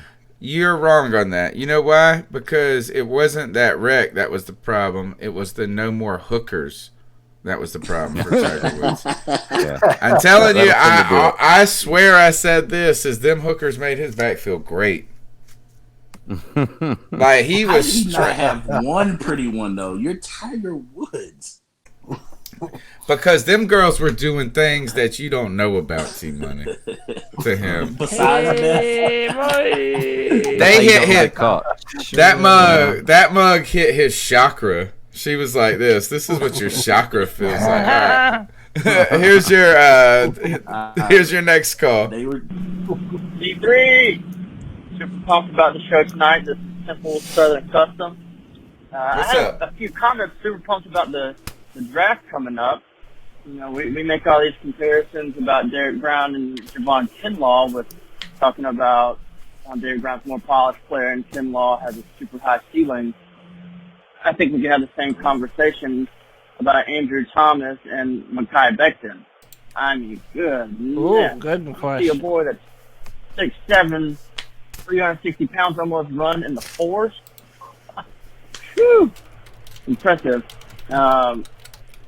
His ceiling's so high, and with Trey Turner on the way out, potentially, I don't think O-line's a bad deal. You got those four players, and then you look at Isaiah Simmons, any of those five would be awesome. And there's also Orange Sherbert from Cleveland that they're talking about, the linebacker, but, he's been called the mad scientist of that defense, the quarterback of the defense. It sounds familiar with Luke Levin, but, I want to get your thoughts on that. And I had one other thing. Let's go ahead and pay McCaffrey. Go ahead and pay him. He's in a not a wonderful situation being the transcendent player that he is. Go ahead and pay the dude. Let him make his money. And by the time this rebuild, retool, whatever you want to call it, is to a good point, you're not giving the farm away from McCaffrey. He's made his money. He still respects the Panthers. We need to do right by this guy because we've done wrong by so many Charlotte players. I don't know. Let me get your thoughts. Thanks, T3. Cody, you're the draft aficionado. I do have concerns. Last week we talked about, was it Orlando Brown? Is that his name? And how it's like how terrible his stats, his combine was, but while he played well in the NFL. Is there any concern that while these were names that were on your radar of guys, are there any concern that the combine could overly influence your beliefs concerning these offensive tackles? Well, yes and no. I mean, one of the things to remember is offensive tackles normally don't test well. I mean, they're not the most athletic guy on the football team. I mean, that's just kind of a given. But one of the things that I like about that call is that he put forth this kind of conundrum that I've been having when evaluating talent, specifically these upper echelon first-round talents. And that's, what do you value more, the floor or the ceiling? So, for example, I've been talking about, I believe Javon Kinlaw, I would want to take a bet, a more long-term bet on him than I would Derek Brown. Because Javon Kinlaw, he didn't perform at the combine, but he has this crazy length and strength and is built like the Juggernaut, dude. He reminds me of the Juggernaut from X-Men, okay? But I think Derek Brown is probably a more solid player right now. So our caller kind of poses the opposite question to me. I've been higher on Andrew Thomas because I believe he is a better tackle prospect right now, and he has been more productive in the SEC against better pass rushers. Mm-hmm. With that said, Tony, we need to play that other clip for the good people watching. And just watch and listen to this clip, and it'll kind of explain what we're dealing with and what we're working with Mekhi Becton. You can't get through him, and he uses his length and pass pro. You can't get around him. And in the that all sounds good. Avalanche. When he down blocks, he just takes everybody with him, and he's moving pretty good. Oh my word! Somebody pretty that good. Running that fast is. Hold on a second. Did we just watch somebody who's 364 pounds, the heaviest individual at the 2020 Scouting Combine? It's that. Did we just see him run 5.11? When he was training in Texas, Taron Armstead went down there to visit, and when he walked in the room and saw him, he said, "What is?" So okay, freak. That's a freak, dude. Yeah, you have never seen. Dude, I told this to Tony before the show. That guy is the Mountain from Game of Thrones. Okay, that dude is a beast. He is 6'7", 300. Look at those thighs. Pounds. Yeah. They're not even running side to side. They're like rubbing against each other, moving sideways. you could have started a fire with those things. Let's continue this conversation, right?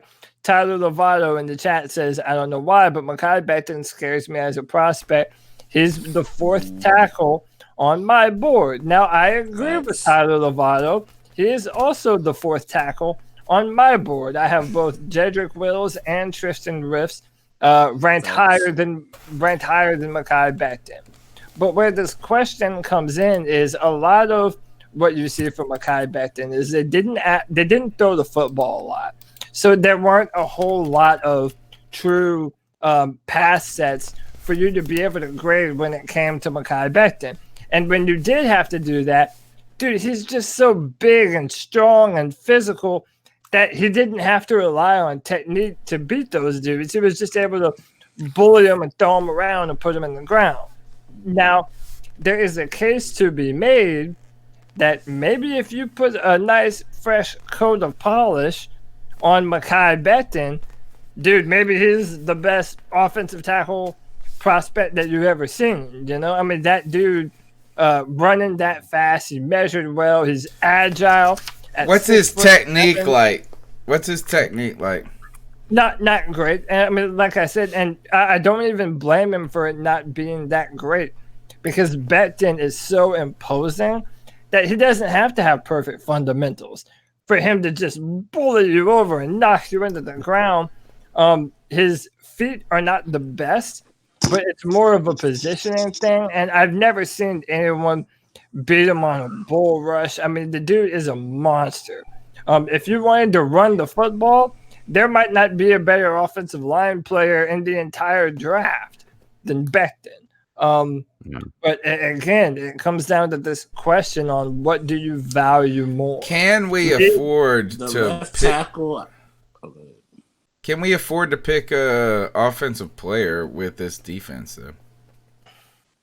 Yes. Yeah, I mean we're gonna have a few picks. We'll be able to do free agency too. Yeah, free agency. We'll be able to spend those picks in other areas. So don't be hijacked. Don't be handcuffed by that. Bill Daughtry says that I feel like I'm watching an AKC Best in show how they whispered while he was like, you can't get around. Dude, but look, that's what I said earlier, man. It's very much this golfing kind of vibe where everyone's all hush hush and quiet. And dude, in the next few years, they're about to make the combine a shit show, dude. It's gonna be it'll be all the bells and whistles without any of the substance. People don't even remember that the combine is mainly for the medicals and the team interviews that players do with teams.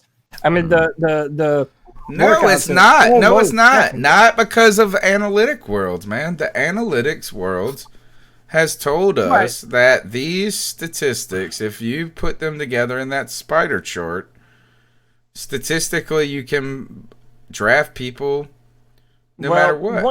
One of the reasons that it is a good thing is if you listen to Matt Rule and the players that he values, it's the more athletically gifted kind of players. So from a testing perspective, I think that information will be useful to Matt Rule going forward as they narrow down the kind of players that they're wanting to fill out the roster with. But other than that, the game film matters more than combine testing. And as long as you pass your medicals, I mean, unless you bomb the combine, I mean, really, that could happen where it tanks the player's value. But man, it's easier. It seems like players climb in the combine like that you didn't know, and players that you thought are really good stocks go up. fall. Yeah, but the people's stock that goes up was a good person to say that his stock dropped once he did really bad at the combine. Yeah, and by the way, I'll even say undeservingly so. I liked. It was so bad though. He looked like a big bowl of Jello rolling down. So you're over here gushing about Becton. You're gushing about Tris Wharfs and all this. He was the opposite of all that. Like he couldn't do anything. But to answer Cody's question, I feel like when it comes to offensive tackle, I value more your floor than your ceiling because I can't have my quarterback out there dying while you waiting to hit your ceiling. Mm-hmm. I agree. Defensive tackle, I can wait on you for a year or two to get it together to be better. Like you can wait on Kinlaw to improve and be better than Derek Brown at some point in the next couple of years.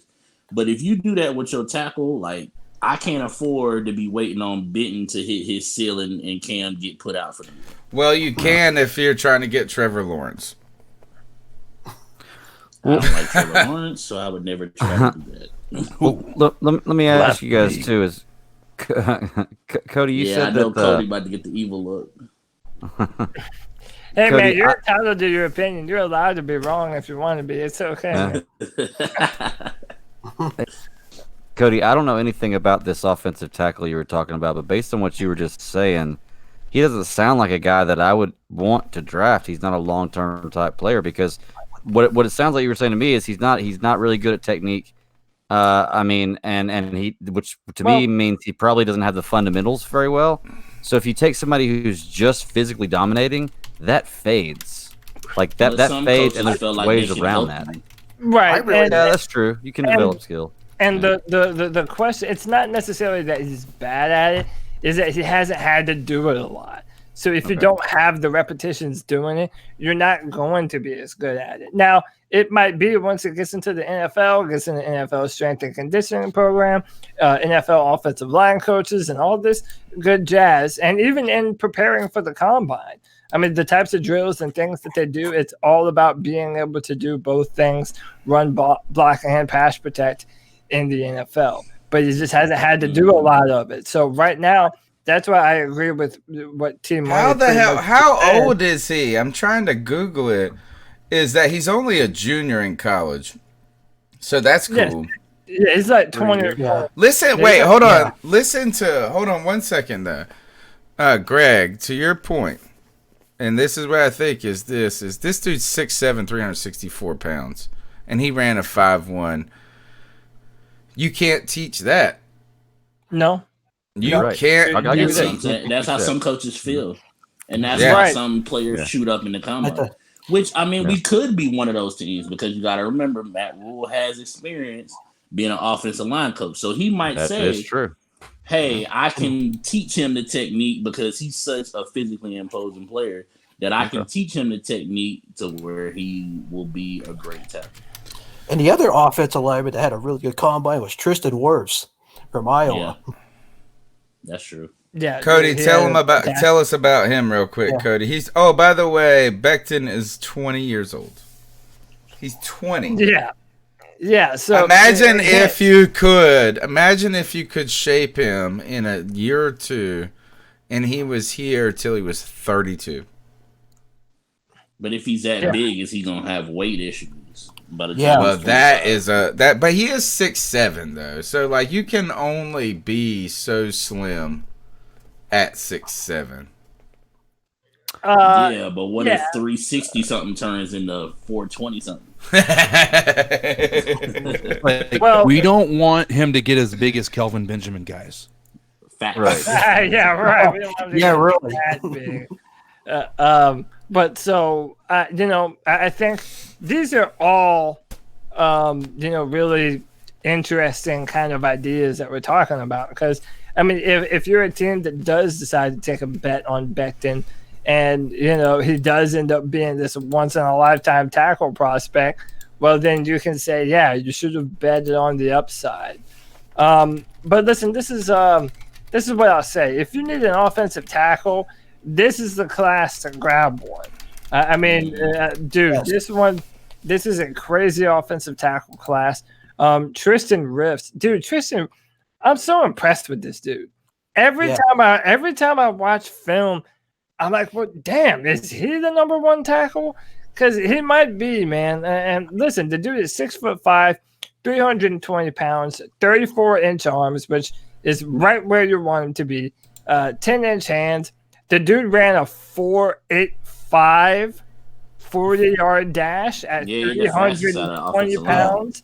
He bench pressed 24 times, had a 36.5-inch vertical jump, a 3-cone drill of 7.65. I mean, dude, this is an athlete that you really don't see a whole lot at the offensive tackle position.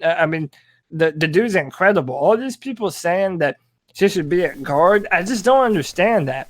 It's so hard to play tackle in the NFL. If you can find a player to play tackle and do it well, then you need to let them do it, man. Let them have the benefit. Tackles are always getting beat because they fear speed, right? So these big boys, they fear speed, so they anticipate that outside move. And what these edge rushers do to these guys, and we've seen every left tackle for the Carolina Panthers since Jordan Gross, this has been the problem, is because they can get beat. They're vulnerable on that outside because that first step. Look, Matt Khalil used to jump like a half damn second before, and they didn't even call it. And he was still getting beat like a damn drum. But then those guys do that one or two times, and they set him up, and then they go out, in, in. And then they start beating their asses inside. So That's because the defensive end got way more athletic faster than the offensive tackles did. Yeah, and now you're seeing the kind of natural adjustment. Is that when you have these players like Chase Young and Von Miller and Myles Garrett and Brian Burns, I mean, the natural evolution is that if you have any chance of stopping those guys, your offensive tackles have to be more athletic. Oh. And by the way, if you look at a picture of Tristan Wirfs at the combine, it looks like a child drew his legs. I mean, they're disproportionately large. I mean, this dude But who knows if he was a Lane Johnson? He might have been Lane Johnson was a tight end that they just switched to tackle. Yeah, and by the way, Iowa, the College of, they have a pretty legendary weight training program in the weight room. They have records that have never been broken. Yes, they do. Yeah, Tristan Riffs is legendary in a legendary strength and conditioning program.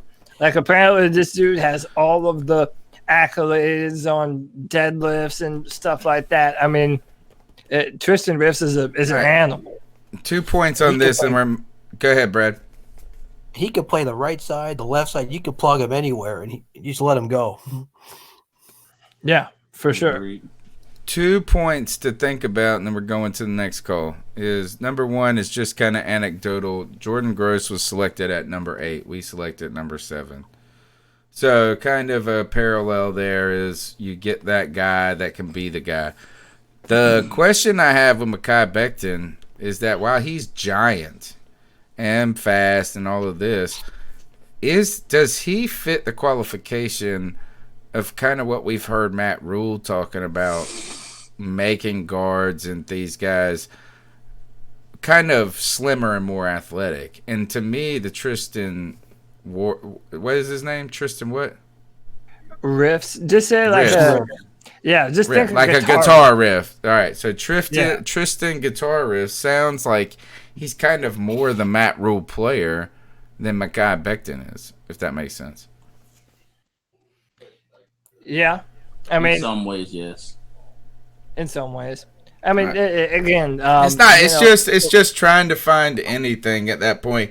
Like if you had the choice between Becton and Riffs, that's what we're kind of looking at. Is like, what is your preference as a staff and what you see? 6'7", and 6'7" is and 6'7" is almost a little too tall. I don't think so. No? Okay. That is tall, man. So by the way, Trent Brown, who played for the Patriots when they won the Super Bowl, is with the Raiders now. Yeah. He's 6'8", and he got paid all the money. Okay. Yeah. And he didn't test anywhere near as good as Mekhi Becton. And by the way, you can have some struggles if you're that tall, just because players like getting out of your stance. Yeah, exactly. Pad level, that type of thing. All right, let's keep going with the calls. There's still more to go. 252-228-5098. Tyler Lovato next. Hey, what's up, C3? It's Lovato. I've been thinking a lot about Cam and the future of the team, and why I think David Tepper's he's choosing to rebuild rather than keep Cam. I mean, since he bought the team, first 2 years he's been the owner, Cam's been hurt, and he's never watched a prime Cam out there on the field. He doesn't know how great Cam is when he's healthy. I truly think if he's seen that, how great Cam was whenever he is healthy, I think he may have decided not to rebuild and actually retool around Cam. And honestly, I think if Luke Kuechly doesn't retire, I don't think he decides to rebuild. I think he decides to retool. But after he hires Matt Rule, a rebuilding head coach, after he sees Luke Kuechly retire, he sees Cam get hurt for 2 years, he just thinks, all right, enough's enough. I'm going to strip this team out. I'm going to trade every asset I have if I can. I'm going to let all of my free agents walk. James Bradbury. Our defense looks like a mess right now. The only building block we have is Brian Burns, and he got like 3 starts last year. It's ridiculous. I'm honestly just sad for Cam. Like, we ruined this man's career. This man never had an offensive line. And I was thinking about it from a fan perspective. If Cam Newton's quarterback next year, I might buy a ticket. I might want to go watch a game because of that. But for the long-term success of the team, I don't want Cam here. It's sad. We're just going to ruin this man's prime. We already have ruined his damn prime. I don't know how I feel about that What's the point of position. keeping Cam next year if we're just going to be rebuilding And it's going to take us at least 2 to 3 years with all the holes we have on our team. By the time Cam has a team around him again, he's going to be 33. And I think he honestly doesn't play past 35 with all the injuries he's had. And I heard CK last time mention, well, Tom Brady's playing and Drew Brees is playing because of modern sports medicine and technology. They can extend their careers. Yes, that's true. But Drew Brees and Tom Brady are anomalies. If you look into history, there's not many quarterbacks that play in their 40s at all. I don't think Cam's going to be that guy because of all the hits he's taken. Plus, those guys, Drew Brees and Tom Brady, they get the ball out in like 2.5 seconds, and they rarely take hits. Cam Newton just takes so much hits since he's been in Carolina. He's never had an offensive line. He never had help. I don't want to see Cam here next year if we're going to rebuild. It looks like we're rebuilding right now. We had two options: to retool with Cam, which I think should have been the option. We should have rebuilt with him. All right, here's part 2. Hey, it's Bravado again. All right, enough ranting about Cam and all right. All that bullshit. No, if you're gonna change subjects, I want to put it around to everybody. I'll start with Brad. Did we waste Cam Newton's career? Oh, absolutely. The fact that we never supplied this guy with an offensive line, it really pissed me off to a point to where he's having to run around for his life because of bad coaching, which I put a lot of his injuries on bad coaching and our medical staff for mishandling and mismanaging his injuries. But absolutely, we wasted Cam Newton's year with not putting a good offensive line together for him. And to this day, it still pisses me off that we never did that. CK. Waste is a strong word. I know. I mean, it's I'm wavering with you. So we didn't get a Super Bowl. So it depends upon what your level of success as far as wasting his prime is. Did we squander? How about that? Squander's a better road, yes. So here's my I guess defense to Cam Newton being able to play into his 40s. Cam Newton is a much more gifted physical specimen than Tom Brady and Drew Brees ever were, right? There's not been very many quarterbacks who have the same type of a build that Cam Newton has. The injuries that arguably none Cam Newton has endured. Yeah, up to this point, I mean, you got to remember this guy was in a car accident and he still played, right? Now he was granted, with a fractured back. Yes, he was younger, but here's the part about this: all of those guys took hits. Drew Brees was injured for a good portion of his early career. What they've done in a good offensive coordinator, a good coach, develops an offense that's going to prevent those hits from taking place. Drew Brees doesn't get hit often. Tom Brady doesn't get hit often. Tom Brady's very smart about it. When he sees the pressure, he's very, very quick about getting the ball out. Even if it means throwing it at the feet of a option out to the right. And an important note is that Tom Brady had his worst season this year and his worst offensive line.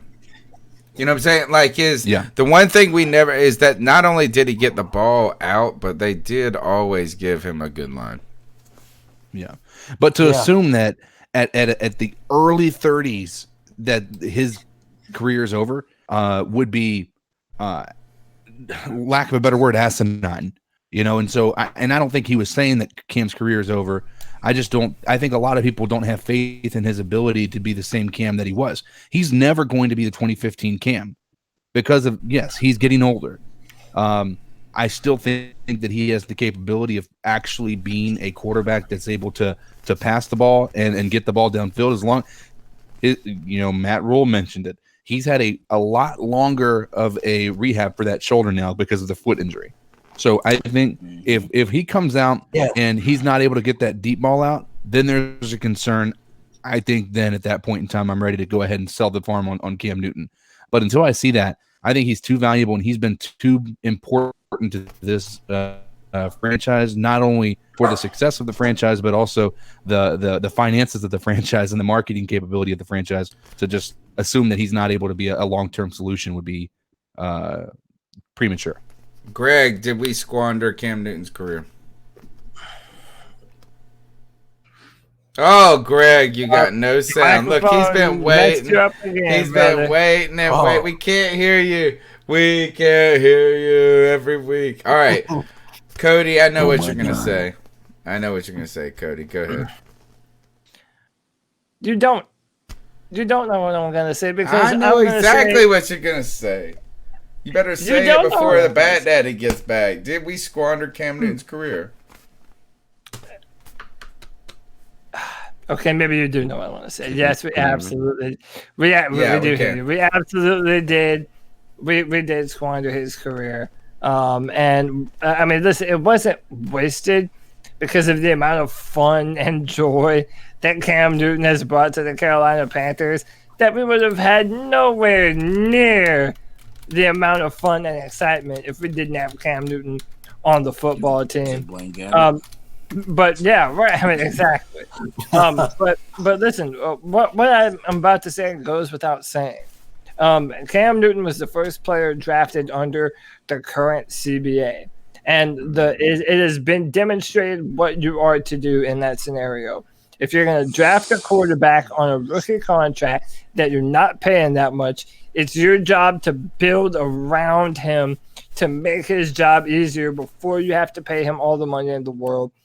For all of the inconsistencies that the Panthers have had, we were not able to do that for Cam Newton. He had a good interior of his offensive line, maybe one or two times in his career in 2013 and in 2015. And you saw what happened when he did have that good interior offensive line. He was an MVP candidate and led us into the playoffs and to a Super Bowl. All right, so here's the one thing I want to interject this, and then I'm going to go to Greg. Is when you say that we've seen what the model is for the new CBA, it took 10 years to figure that out.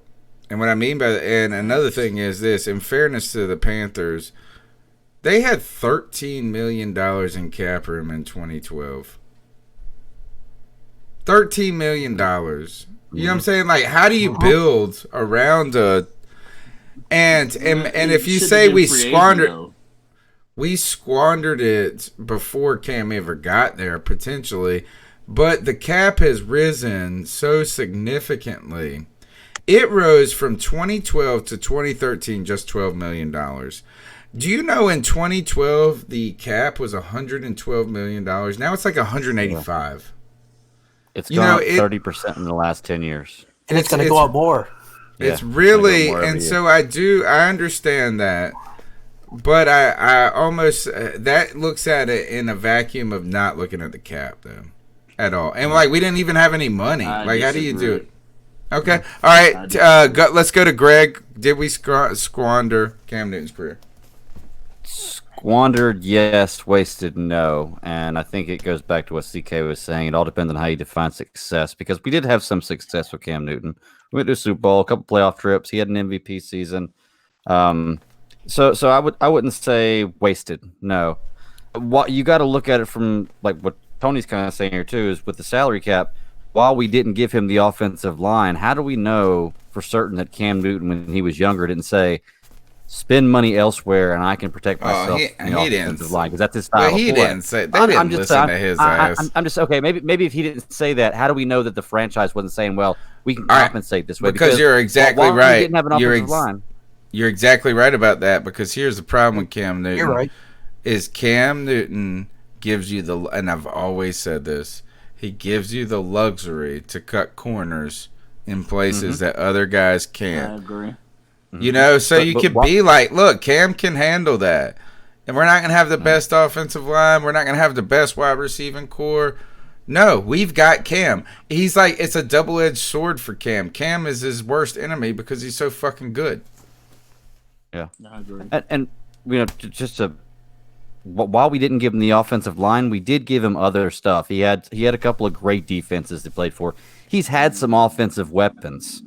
I mean, you can name out D'Angelo Williams, Jonathan Stewart had some really good years. Greg Olson's a great tight end to have. He got to play with Steve Smith. Whether you like it or not, Kelvin Benjamin had a couple of good seasons with Carolina. One before he Yeah, but he's also I don't think you can say he's had offensive weapons. I don't even think that's a good thing to say. I don't think we can. Well, I'm not say saying he had phenomenal offensive weapons. He had one good year, his rookie year. Yeah, he had 2 tight ends and Steve Smith that year. Yeah. He was the weapon. That's the thing. The Panthers relied on him to be the weapon, and we tried to win games by keeping the other team under 17 and Cam getting us 20 by himself. That was the thing. They had the mentality of you don't need tanks when you got an atom bomb, you know? All right, let's go to T-Money. Did we squander his career? Like everybody else said, waste is too strong of a word. Squander, yes. It was a travesty that with Cam, you took no first-round offensive lineman. That is the thing. Let's talk about Byron Bell. Let's talk about fucking Mac. You know what I'm saying? Like it's just been piecemeal. Rimmers. Oh, the fucking worst. Rimmers. Wow. Oh, God. So, I mean, most teams, every other team that I've seen thinks like that. I mean, you take Jameis Winston, you follow that up by taking Donovan Smith.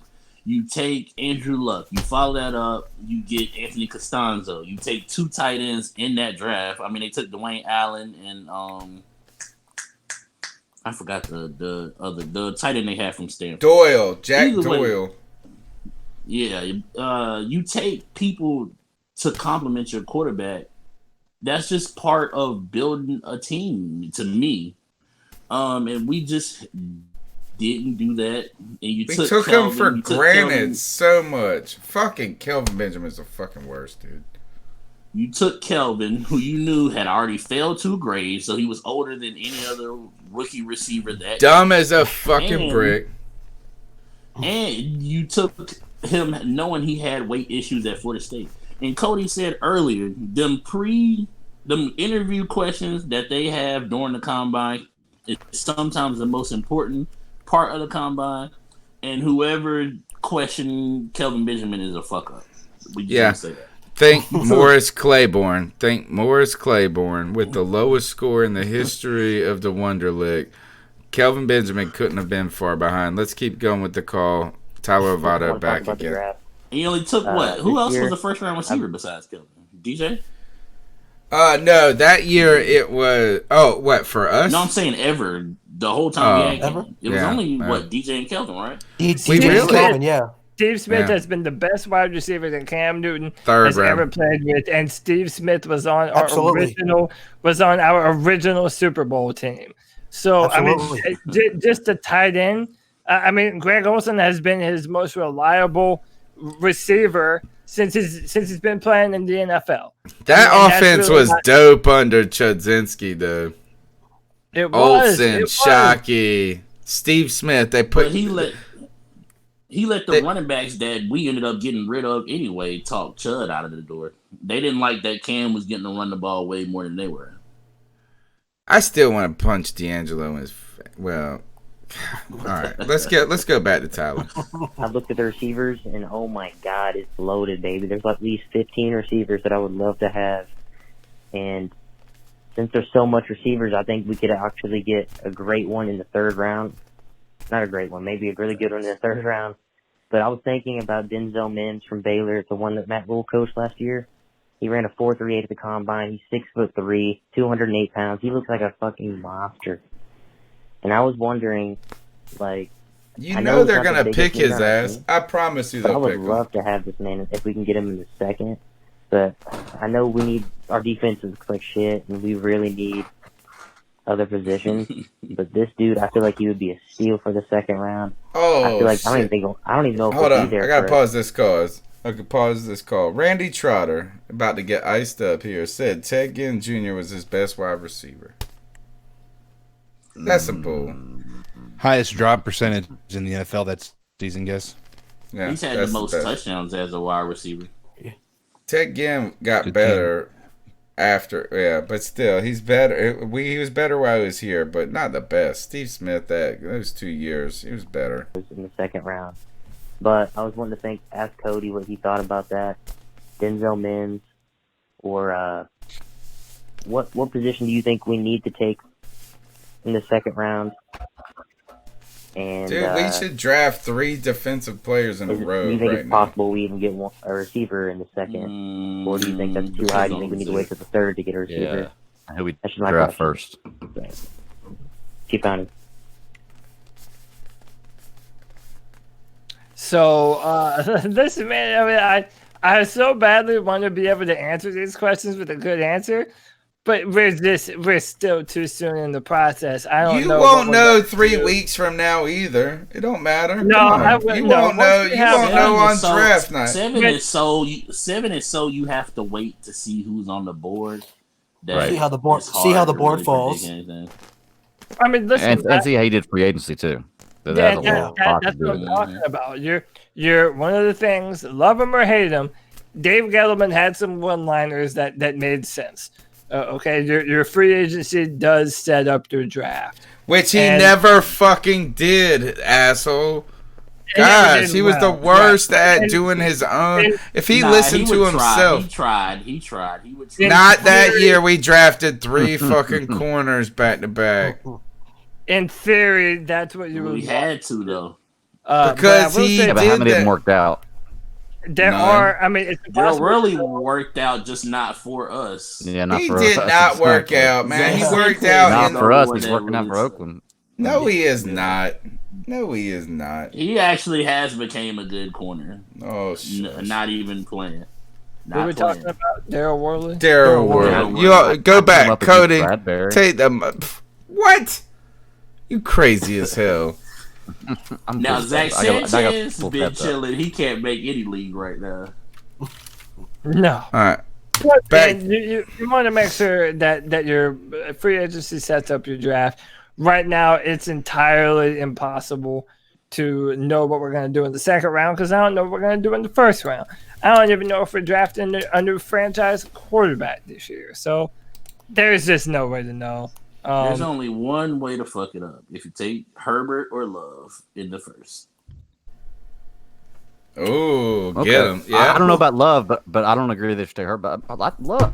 I don't know. I don't know enough about it to really comment. Comment. They got Love projected the Chargers.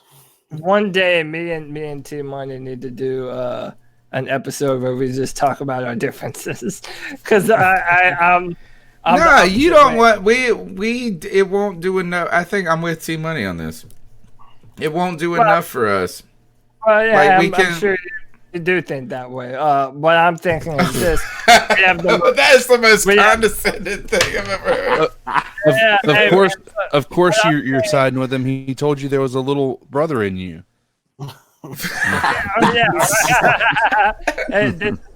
Y'all motherfuckers are vicious.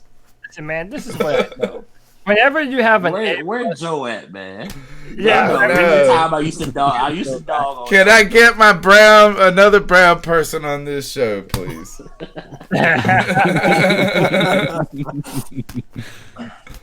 But no, the final thing that I'll kind of say here is that there are players that you take a bet on and that you're willing to bet on. And I would say that Justin Herbert would be a player that I would be willing to bet on.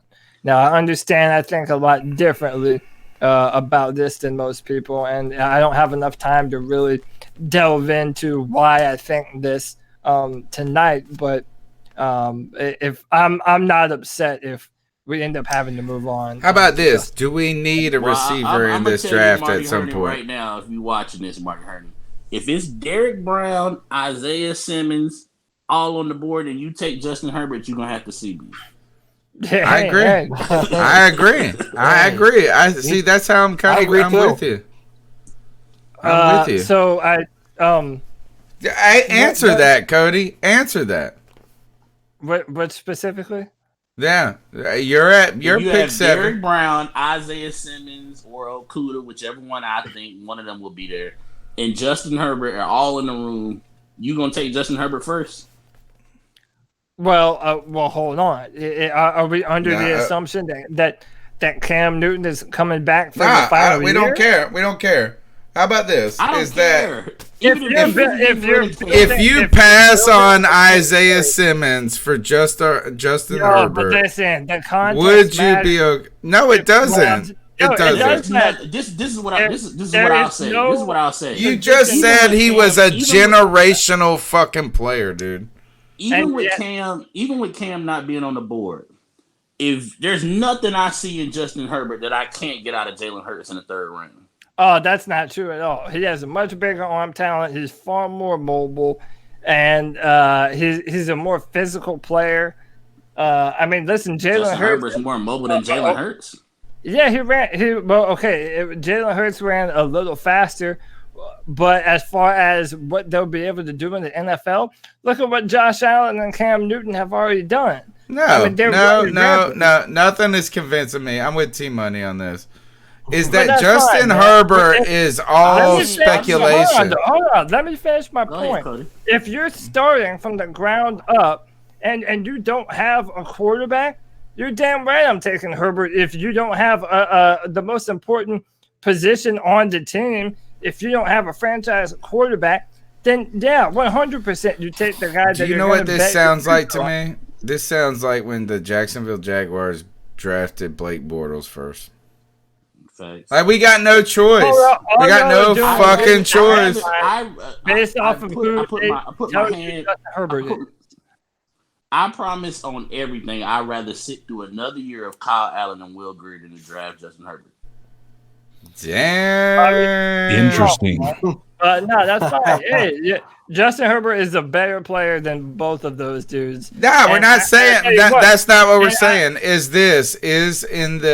The thing is that you're saying this, is that Isaiah Simmons is like it's almost like a no risk. It's no risk. And not only is it no risk, you're talking about this. The downside to Isaiah Simmons. Isaiah Simmons can guard Julio. Pass up on him. But now y'all are taking me out of context, man. Because this is what I'm saying. If Cam Newton's on the football team, I'm not drafting Justin Herbert. I don't care if we got. I mean, let's go get. Let's go get Teddy Bridgewater and Isaiah Simmons then. If you were asking me if you had all those players in a room, well, who would you draft? Well, that depends. Does my team have a quarterback? Because if they don't, there is no more important position than the quarterback. Now, hey, Greg, I'd rather wait. Let me ask. I want to ask the quarterback down the line. All right, but there's no guarantee that you're going to be in the range to draft either Trevor Lawrence or Justin Fields. But you get by free agency. Kyle Allen and Will Greer, it is. Yeah, no, true. That's the truth. Greg, you got children, right? We can't hear him again. Every time. Oh my goodness. Throw your hands up in the air, man. I wanted to ask somebody, when's the worst time to go to the grocery store? When you're hungry. And this is a old Dave Gettleman line. Oh no, this is Dave. This is a Dave Gettleman line. You don't shop hungry. And I think if you pick, and I'm not saying but here.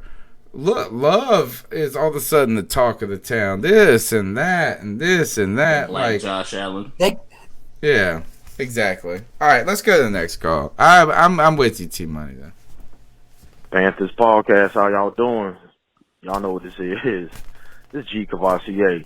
What's up, G? Y'all real long. I know y'all seen the news on social media and everything like that. The rumor is that we're shopping Trey Turner.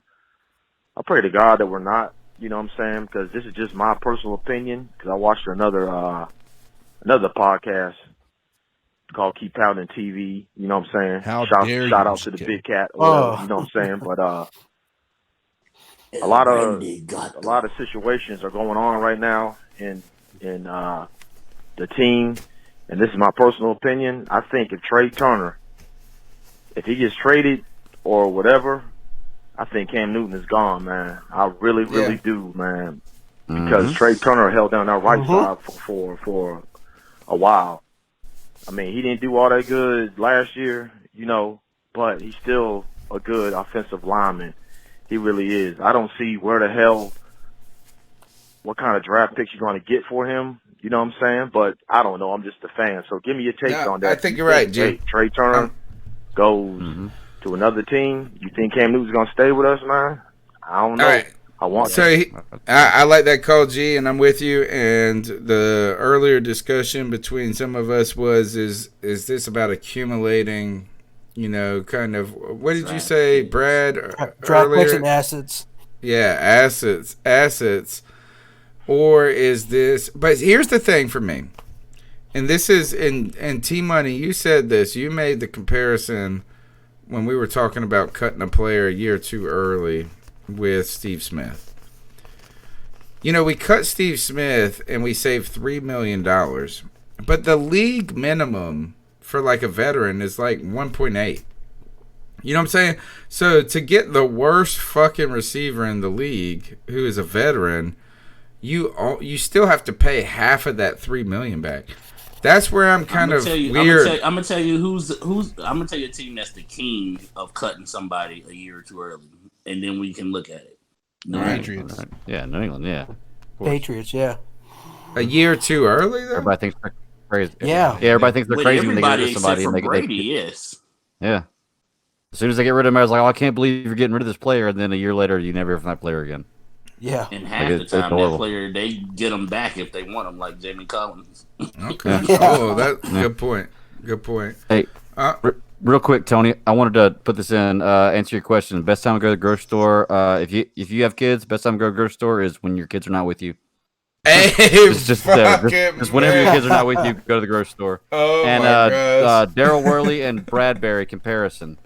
Daryl Worley had 52 tackles, Bradbury had 57. Worley's 1 reception, Bradbury's 3, and Worley allowed 42 receptions. Bradbury allowed 48. And Worley's overall rating, including run defense and everything else, is a 64, and Bradbury's was a 60. So they are pretty comparable players. Dude, that's fucking impressive. Yeah, that's impressive considering that more people were throwing at Daryl Worley. No, because James Bradbury is supposed to be our number one corner. Lies. He's got to play Julio. He's got to play Mike Evans. Bradbury had 81 targets and Worley only had 74. So Worley had slightly less targets than Bradbury did. Dude, he had to play Julio. He had to play Mike Evans. That's his argument, man. I should have done big. That's a good point. That's a very good point. Yeah. All right. That's all he really. Man, Daryl Worley was trash, dude. He is trash, man. He was sorry when he was. Not in Oakland. I'm just saying he's just as good as Bradbury. You know. I disagree with that. All right, I want to go. I'm going to go watch the film. Worley was a way better looking corner in Oakland. Dude also fell asleep in the middle of a fucking intersection, drunk. No, I'm not a Worley fan. Rob us for $15 million though. Nah, I'm not saying we keep Bradbury. What I'm saying is that draft was the worst.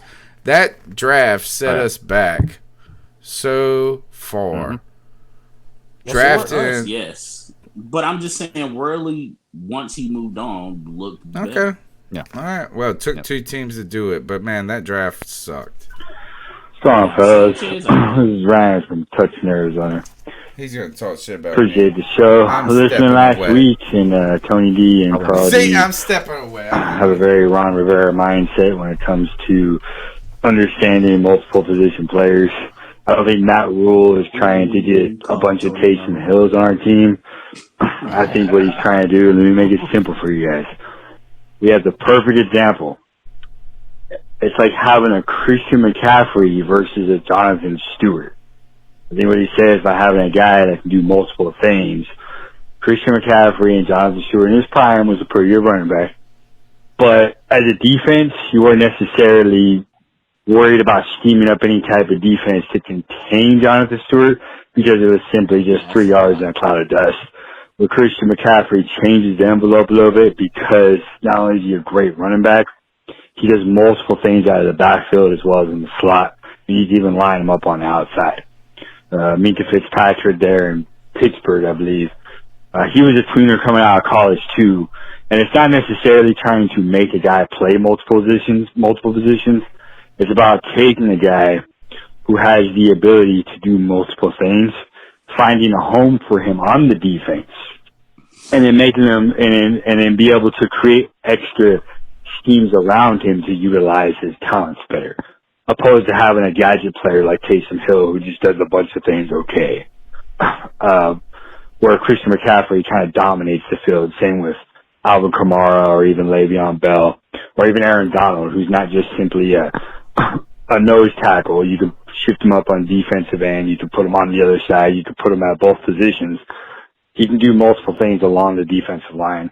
And I think that's what they're trying to achieve out of players, because if you have guys who can do multiple things, it allows you to come up with different schemes and to fuse defenses or offenses more often. But the risk that you run with them is, like Minka Fitzpatrick, is if you don't utilize them correctly. And that is the downside to having somebody like that if you don't find them a home on defense.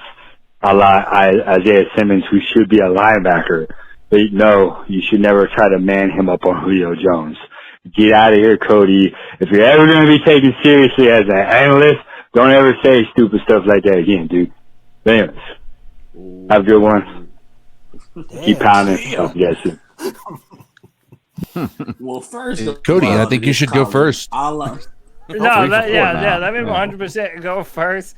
I would take my ability to evaluate talent over anyone's in this chat room or anyone calling into these cat calls line. Get at me, bro. Number two. I'll catch y'all later. You know, I'm gonna have to go. But nah, man. Look, so I kind of think. I'm not gonna lie. I caught the tail end of that call, man. My connection was fucking up bad on me. I was trying to fix it, but I did catch that last little bit. That's kind of all I caught. Well, first of all, we ain't gonna to my guy. We ain't gonna disrespect Jay Stu like you didn't have to scheme for him. That's what I was gonna say. Is that ask Rondé Barber if he was just okay. Yeah, but I do. I mean, the rest of that, I see his point of you have to manage a Christian McCaffrey the right way, which a lot of people, especially fans of other teams that I know, didn't think we were gonna do with Christian McCaffrey. So other than that, I mean, I do agree with that, but we're not gonna play Jay Stu. That's all I want to say. Is that first of all? Is that double trouble year, man? Those two running backs, Jay Stu, they owned it. But when all right, so thinking and listening to his call with the positionless player, and in reaction to what I said, I think kind of, when we're in these top 10 picks, sometimes that doesn't matter, right? Because these guys are so good that they're going to find that home. Except for one of the kind of things that I have, to me, I get concerned about what I see as a Vic Beasley. And I'm not saying I'm not comparing him to Vic Beasley. What I'm saying is this, is that so many times we see these players and we're like, man, they could be a defensive end. They could be an outside linebacker. They could be oh, you're a Carolina fan, right? T-Money? Mm-hmm. Yeah. Quentin Coples.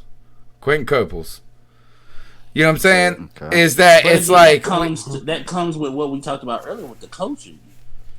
Atlanta never gave Vic Beasley any moves. To this day, it's either straight speed or he ain't gonna get anywhere close to the quarterback at all.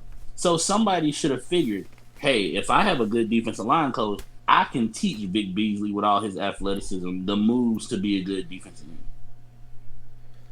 Well, maybe they didn't interview him well enough. I mean, when they were saying that Dwight Freeney was trying to teach him his spin move, I mean, the coach can't teach him that. The player, yeah. And you know what? That's kind of the opposite argument to me. So I'm thinking about the guy who doesn't have a place, but there is a positionless player who is the guy who plays up into a place. I mean, if you think about Dwight Freeney, he should not have been as good as he was in the NFL. You know what I'm saying? True. Like he was a positionless player. Yeah, he was a positionless player who found a way to become dominant. So it's somebody, either himself or somebody taught him that spin move that was unstoppable. I think though with Isaiah Simmons, when you see his body composition, there's no way. It's almost like it's very similar to what I say with Cam Newton. Is that like if I'm picking a pickup ball, like if we playing football in the backyard, like I'm picking Cam Newton every time for number one. Like that's my guy. Like that's the guy I want. Is Isaiah Simmons is of that class of player. It's just like that big fast motherfucker. I'll take him.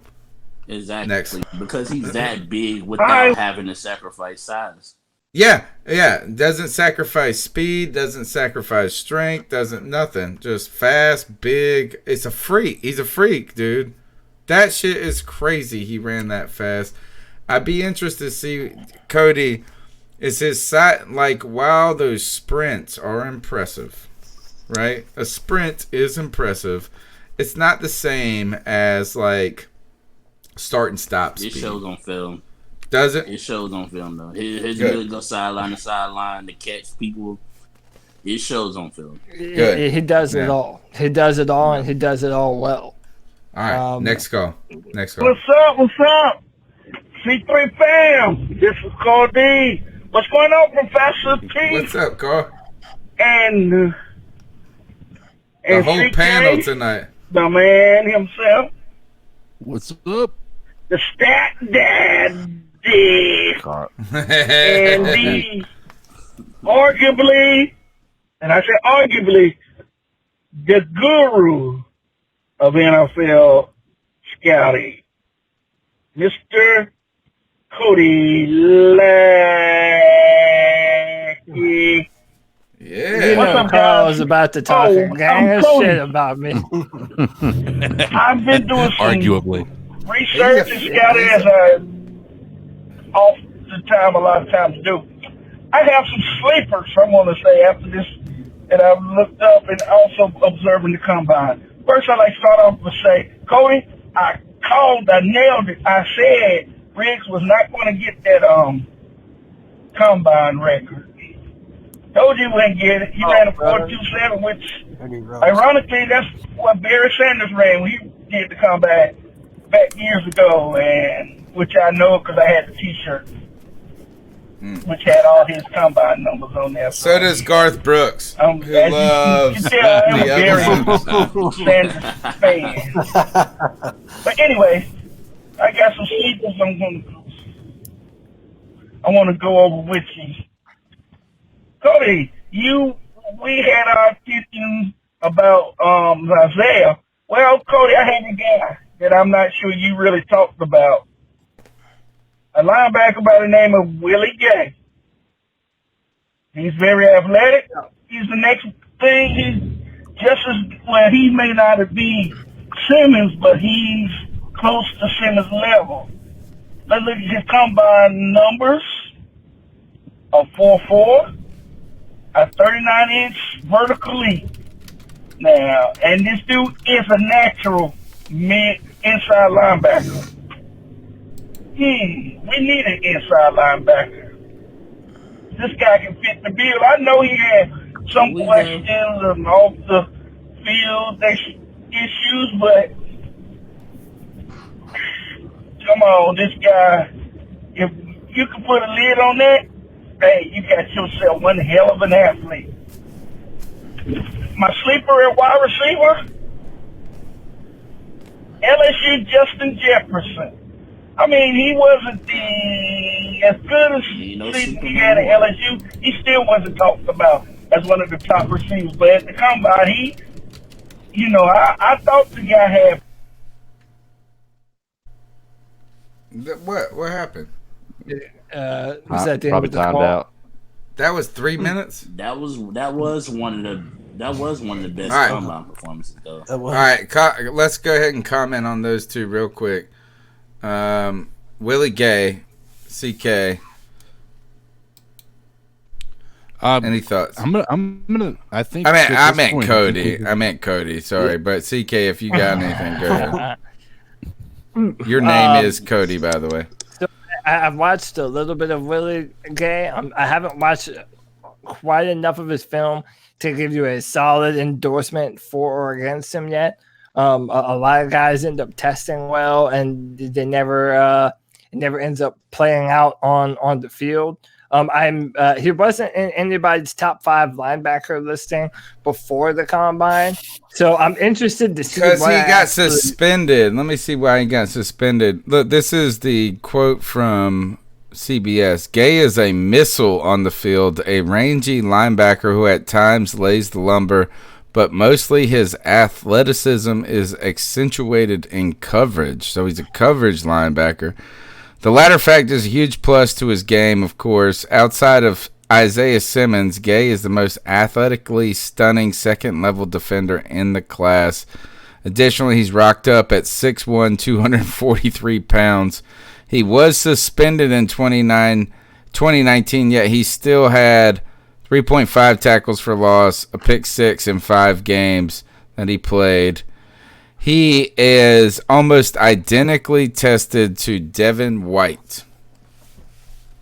Yeah, he definitely had the physical testing of a first-round pick.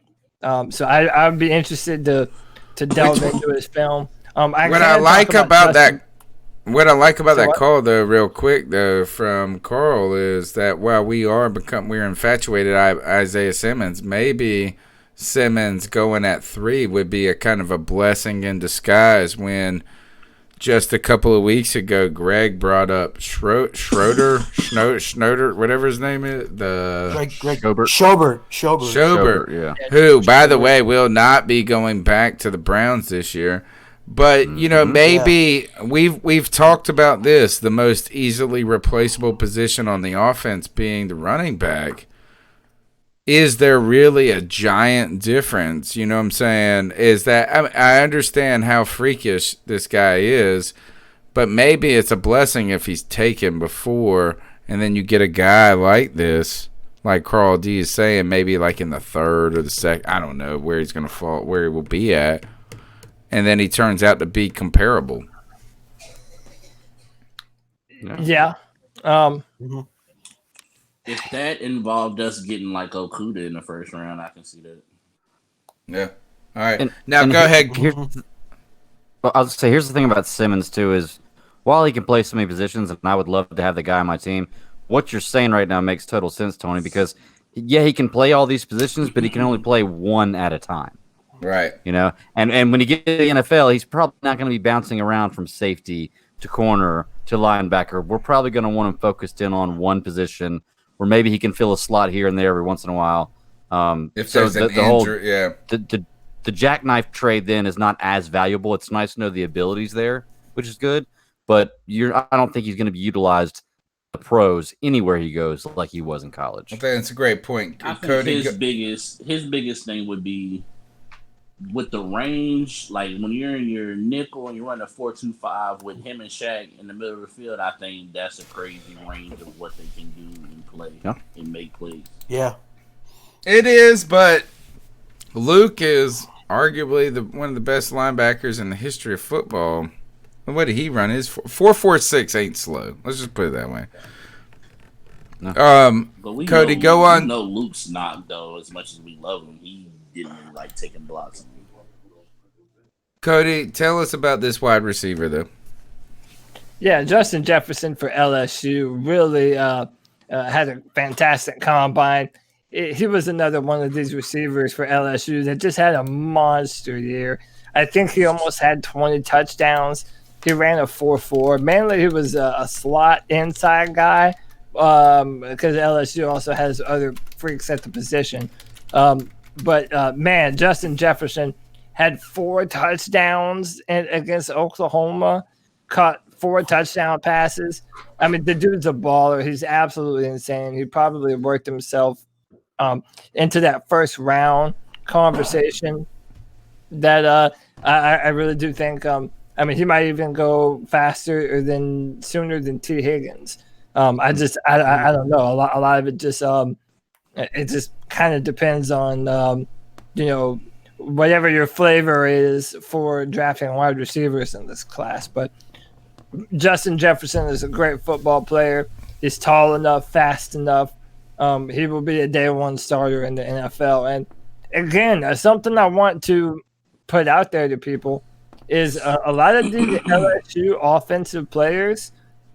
Dude, don't be surprised if we take a liking to these guys, because Joe Brady has already worked with them before. So absolutely, I mean, yeah. If you put Justin Jefferson in this offense, someone that Joe Brady knows very well, and who would be a perfect complementary piece to our two other speed receivers. So yeah, that would be a good pick for us. Justin Jefferson would be the first big receiver we've ever had that can separate from people. Well, he's Like not big. Like what? He's like 6 foot, 6'1". Like he's not a somewhere in there. Yeah. Yeah, he's not a huge. When you watch him, he plays big though. He definitely is hard to get. He does. He runs through tackles. His run after the catch's ability is like a big dude, but like a small dude at the same time. You kind of. Here's the thing: is he is what you wanted LaFell to be. Yeah. Yeah. You know, LaFell was a bigger or Funchess. Yeah, LaFell was. Both of those are bigger. You know what I'm saying? But Funchess, we knew it's like Kelvin. They both ran slow at the combine. Yeah, man. I actually think LaFell was better than both of those cats. That's my Funchess opinion. would have been a mean tight end. No, he would not. He's a sissy, bro. He can't play no tight end. He's a sissy. I mean, As a pass catching tight end, he can run away from some linebackers and safeties. Yeah, but he can't block for shit. He can't do nothing. He gets muscled up by a damn 5'10", by a 5'10" corner. He gets muscled up like a little bitch. You know why? Because what's his favorite food, guys? The tight end the block though. What's his favorite food? It's all that salad. All that salad. Salad boy. Here's part 2 of the Yes, call. let me continue real quick. I thought Jefferson was good, but he proved at the combine he was not. I mean, a 4.43, that is great. 37-inch vertical, that's not bad. Hey, if we can get him in a later round or like a second round or something, hey, hey, in the Brady, what's his name system, Brady system, you already know the system. Never know, put him with our two bad boys. We might have ourselves one of the best receiving corps. All right? And then I would say a sleeper is Becton, but, Becton already proved that he's a sleeper himself. A sub 5'2". Woo! He already was good. I was eyeing him, but dang, Becton. And my last sleeper, Cody. We've been talking about a tight end. Well, I have one who could possibly look from Notre Dame, Chase Claypool. Chase Claypool. He was wide receiver, but he's this that guy. This is that what you were talking about earlier, Cody. Look at these measurables. Yeah. 6'4", 238, a 4'2", 40. That wants to be a receiver though. A 40-inch vertically, a 10-inch broad jump. 19 reps on the bench. 10 foot. Ladies and gentlemen, if this guy falls to us in like the second round, we as Panther fans should rejoice because we have found Greg Olson's replacement. Nah, fuck that. How about that? This is what I say. So he doesn't want to be a tight end though. Well, that's fine. He don't want to be a tight end, but if we draft him as a tight end, if I was a GM, I would make a rule. My rule in life is to never draft a tight end before the third. Ever. I don't care. If it ends up being, it ends up being Travis Kelce or George Kittle? No, sorry. Is that first of all, those are 1 in a million. Like we're talking about, I can give you 50. But you would draft a receiver before the Greg third? Olsen. Yeah, is that first of all those dudes. Greg Olsen was a first-round pick. O.J. Howard's a first-round pick. I could give you, go down Jack Doyle to fucking Jake Butt to fucking, go down the list of assholes in the butthole who are not worth. It's just not worth it. After all of you guys Greg are Olsen saying, should have been a first-round pick off of that Miami rap song alone. yeah, you're right. You're right. He was a first-round pick. He was a first-round pick. All right, next call. That's what I'm saying. Phantom Greg Nation, with the what's third going leg. on? I'm sure a lot of you guys have on your mind what I've got on my mind, and that is the quarterback situation on the team. Dumping everybody here left and right. I'm pretty sure Cam's probably not going to be on the team. And with the connection of Rule to P.J. Walker of the Houston Roughnecks, who played for him at Temple. Oh my goodness! If we're going to put Kyle Allen out there, He is the. why don't we just put P.J. Walker out there? P.J. Walker is the best quarterback in the XFL. He is the Patrick Mahomes of the XFL. Facts. All right. Yeah. Don't worry. No if we comment. get, But not going to be my starting quarterback. True that. Well, this is the first time I've ever got cut off. No, next call. Because Hello, guys. we got 2 calls. Aside from Randy Trotter being on crack in the chat room, he is saying some. This is Joey Escobar. Some crazy stuff. He's a bit more normal than He was may be last blind, time, but he can see.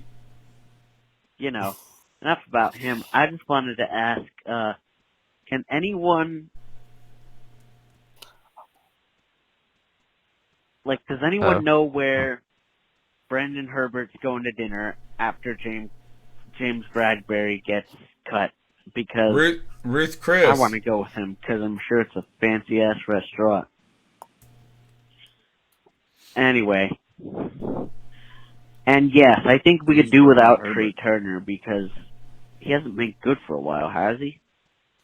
I mean, he's been our best. He's player been on the okay. line He last has year, his. but He that's has not pretty been much great for an O line that had Darrell Williams and whatever fucking clown was our O-line coach. Matsko, that's who it was.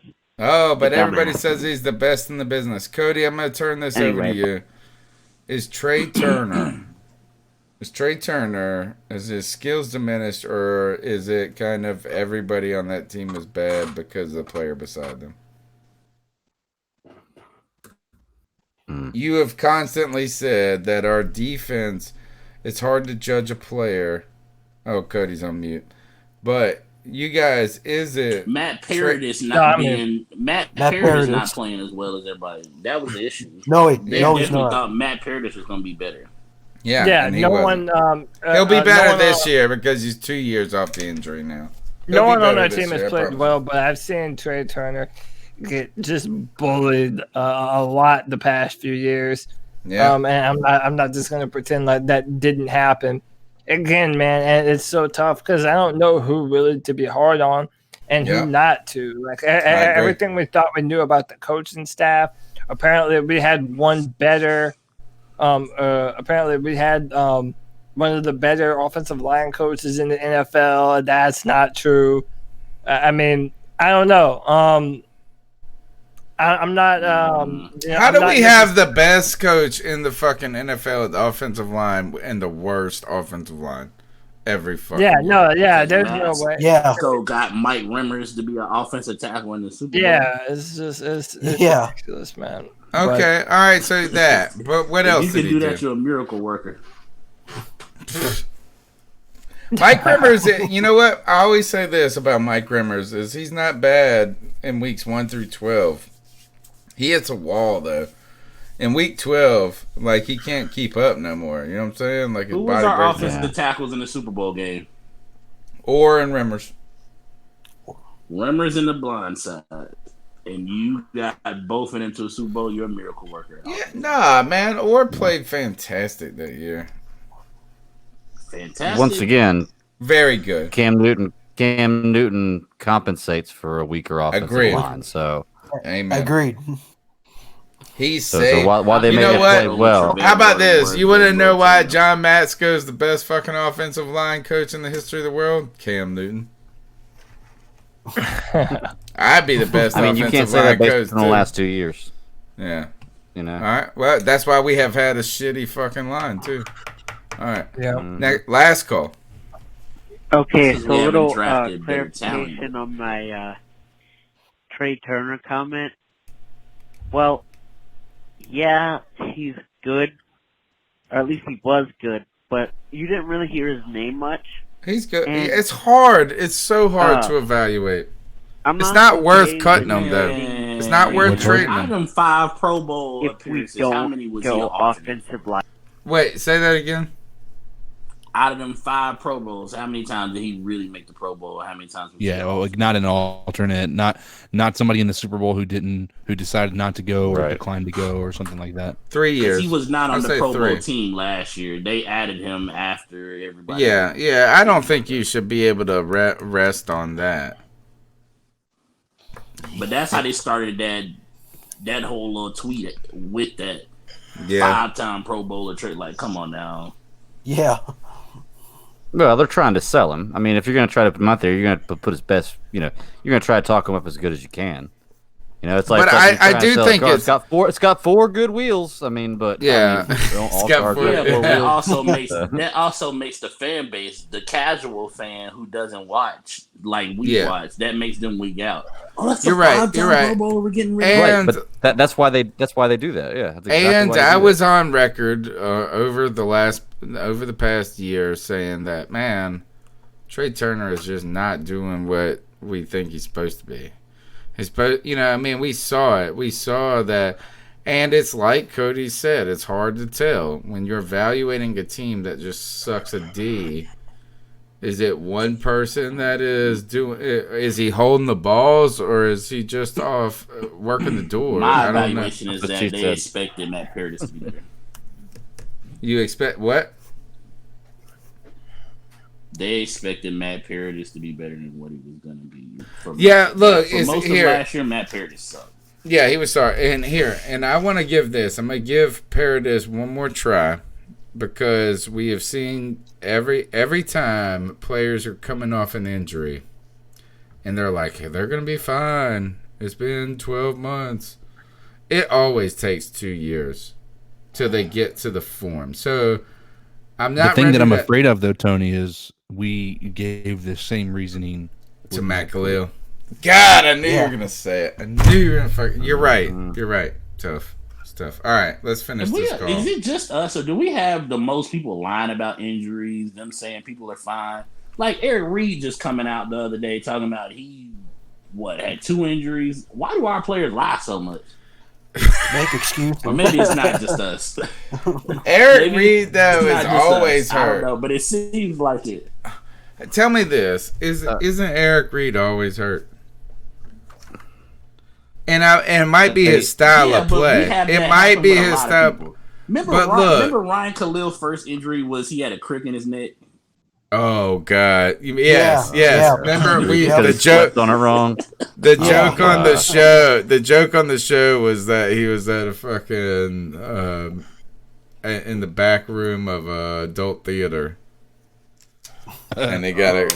If Michael Orr had a concussion, it just never came back. It never came back. Yeah, poor guy. I do think that Eric Reed's style of play makes him injury prone. He's kind of like a Cam on the defense. But remember, what's your first? I know what the first time I ever met Eric Reed, he wasn't a Panther. Talking about when Mike Tolbert ran him over. Hell yeah. And left him like dead. Left him fucking dead, dude. That motherfucker, I was everybody was concerned about his life. Mike Tolbert had to apologize to his parents for that. All right, let's finish this call. He legit met with his parents after the game and apologized. Hey, real quick, I was looking at Matt Paradis' stats because I wasn't sure about how good he was last year. 6th in the league for snaps played at almost 1,094. He only had 3 penalties all year and only allowed 3 sacks all year.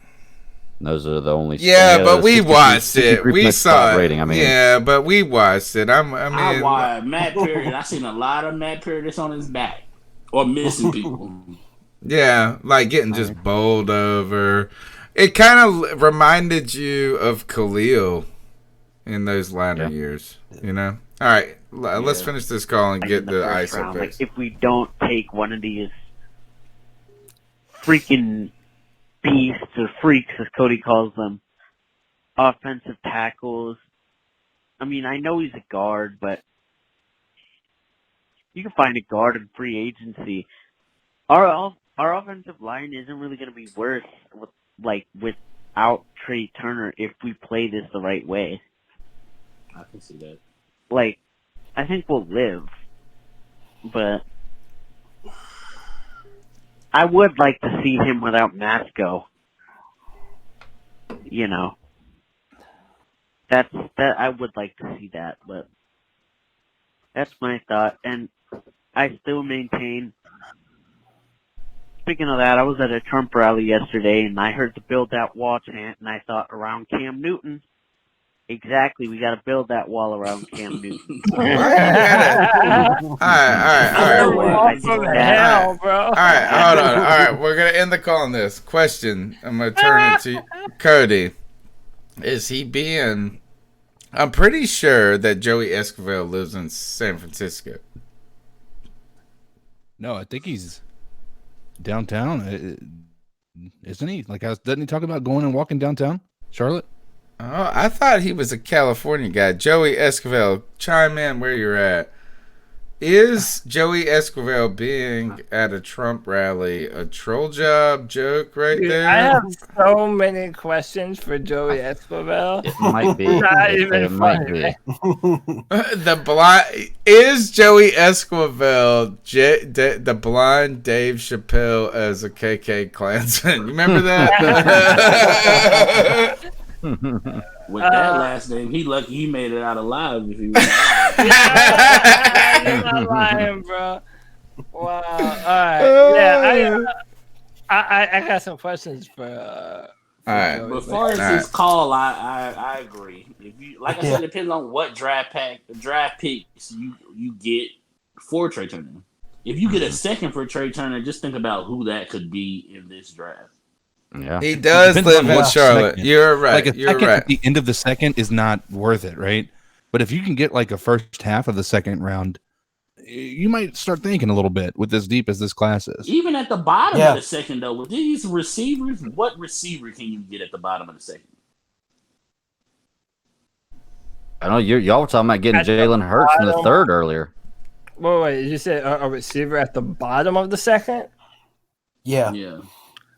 Maybe like a Michael Thomas, a Brandon Ayuk. Wait, you mean in this year's class? We're talking, yeah, Brandon Ayuk, maybe a Denzel Mims falls, which he might have pushed himself up the board. But it might be like what you were talking about, T-Money, is that it's kind of like, let's pull the Patriot way. It's like, let's just get ahead of it. Let's get a little collateral. Like, is that we sacrifice a little bit now, but we save a little money. The money's not the big deal. I just think a draft pick over a guard is more. You can find a serviceable guard and have an extra draft pick. This is how I feel about it.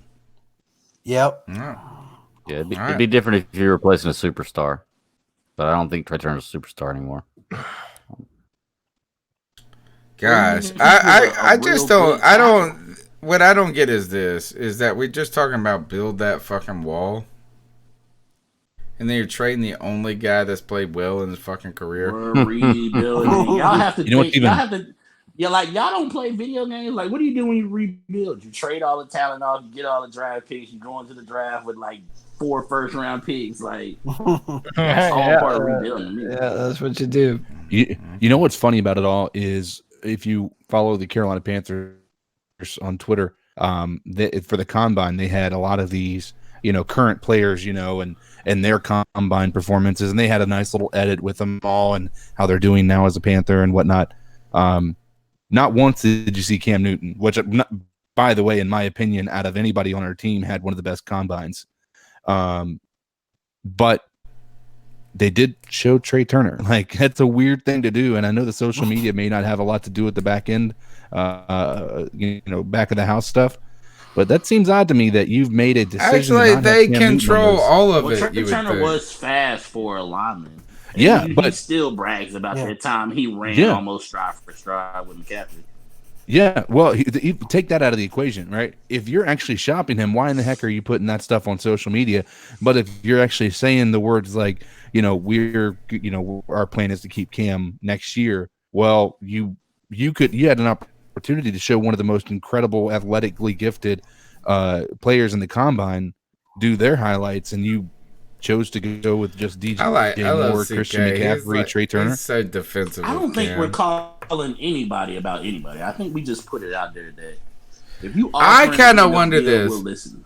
If you were Sean Payton, if you were Bill Belichick, would you not just? I would put out all of these stories. I'd be like, if I was the Saints, I'd be like, yeah, I heard the Panthers are shopping Cam Newton, Christian McCaffrey, everybody. Nobody loves them. They're fucking like. That's are all these part of that chicken and that? It's all part of that chicken game. Like, yeah, Brady and the Patriots are doing it right now. Bruce Arians and Winston been doing it all off season. I mean, Arians fucking said Winston can't see. He couldn't. He had to get LASIK. He had to get LASIK. All right, let's get the fuck out of here. That's all part of playing that game. All right, we've talked about everything. Is there anything else you guys need to say before we go? No. I mean, we're gonna do our ice up picks. We're gonna do our ice up picks, but is there any other content Herbert you need? sucks. That's all I got to say. Damn. Justin Herbert sucks. Oh man. All right. All right, let's go to the ice up picks then. Who wants to start tonight? Who brought one that they're feeling vigorous about? I'm just gonna go first, dude. I had like 2 others picked, but Joe Biden just did a press conference and he called his wife his sister. That just happened. Freudian slip. There's a video. And he looks at his wife first, then turns to the crowd, and then later mistakes them. So he also he was doing the interview. I mean, I just saw the headline for it. I didn't read it or watch the video, but the who's the guy? He's actually pretty good for Fox. He's like the one Fox dude who will not just fucking sink a fat somebody. But won't be a sycophant to everything. And he called him like Craig or something. He's like, my name's Chris, bitch. You know what I'm saying? All right. Joe Biden is old. Uncle Joe is old and drunk. Let him go, folks. Who's next? Creepy Uncle Joe. I'll go. All right, go, T-Man. I'll say ice up to the Hornets, who tonight lost to the Spurs, who are not that good this year. And Pop wasn't even coaching. They lost to Dreadhead Tim Duncan. Dreadhead Tim Duncan has Tim Duncan's dreads? a legend, though. Yes, Tim Duncan has dreads now. What? Would that happen? Yeah. What? His first game ever coaching, and they blew the game and lost. I have to Google Tim Duncan. All right, who's next? Tim Duncan dreads is what I'm Googling. Good. I'll go. All right, I'm gonna go with James Dolan of the Knicks. My goodness. I mean, you have one of the most notorious fans there, and Spike Lee, and he comes into the entrance, and security comes up to him, and he's already scanned his ticket, and they're telling him he can't go up the elevator and this and that, and I mean, this guy James Dolan, I mean, he's thrown kids out of games for starting to chant to sell the team. I mean, this guy's one of the worst owners in the NBA. And since he took over the Knicks, ice up, Dolan. Come on. Yeah, you might as well ice up. Sell the team and ice up and get out of town. You might as well ice up the Knicks for being the fucking one one of the most valuable franchises in the world, and they're terrible. How? I don't know where they're at. Yeah. It just doesn't make any sense. Like, that's my thing is I have not seen a Knicks team that has been good since Patrick Ewing. And who was that guy? Who was the guy that was fucking deadly? As a Sprewell. I used to love Charles Sprewell. Yeah. That was the last time I seen the Knicks ever win. Yeah, and they still weren't even that good then. No. All right. That was when they had Latrell and Allen Houston. Yep. Yeah. All right. CK, you got anything? Yeah, I'm gonna do something we kind of mentioned earlier. The whole Garth Brooks in Detroit. My God, man! This shit was so terrible. We're really on the national stage. We are. I mean, even on the global stage, we are definitely not making ourselves look very good as a country. Listen, one of the most Americans are so uninformed. Area. We're so uninformed. Oh, that's yeah. the problem. Oh well, let me. I'll challenge that. We're misinformed. Okay. I would say people are about informed. Barry Sanders, though. No, what I mean is people go. So what happens is somebody snaps a picture of it, says what they see, and then 10,000 people share it, and then all of a sudden, these people who have no idea who Barry Sanders is, all of a sudden now thinks that he's supporting Bernie Sanders as a country singer. Again, obviously the dude's not that. Barry Sanders? Why would Bernie Sanders have a football jersey? But okay, keep going. Sorry. Yeah, no, but I mean to have an entire. I thought it was custom made. Yeah, I mean to have these. Man, I'm exhausted with this. I don't even know. I'm done. Just somebody else go. I'm over. All right. So Cody, anybody who thought that was a. Oh yeah, as the guest on the show, I'm personally invested now. Do you have internet yet? Oh yeah, I was going to ask you that earlier. I do not. Exactly. Like as fans, we're personally invested now. Like I know we're like, you know what? We all need to write Cox Communication and support. That's what we need to do. I got the head engineer's number, and I was messaging him today. I was texting him, and he said, "You have my word. I'm going to take care of you." I'm assuming that means get me internet, but I don't know about a reach around, but that'd be weird. When I listen to CK's Ice Up, I think about Cody, who sent a message to us earlier this week and said my Ice Up was going to be the 38% of Americans who were scared to drink Corona beer because of the coronavirus. All right. Greg, you haven't gone. Have you gone yet? Oh God, we can't hear Greg. No, we can't. We never fucking. I tell you this is that what's up with Greg's fucking internet, man? All right, man, that is annoying.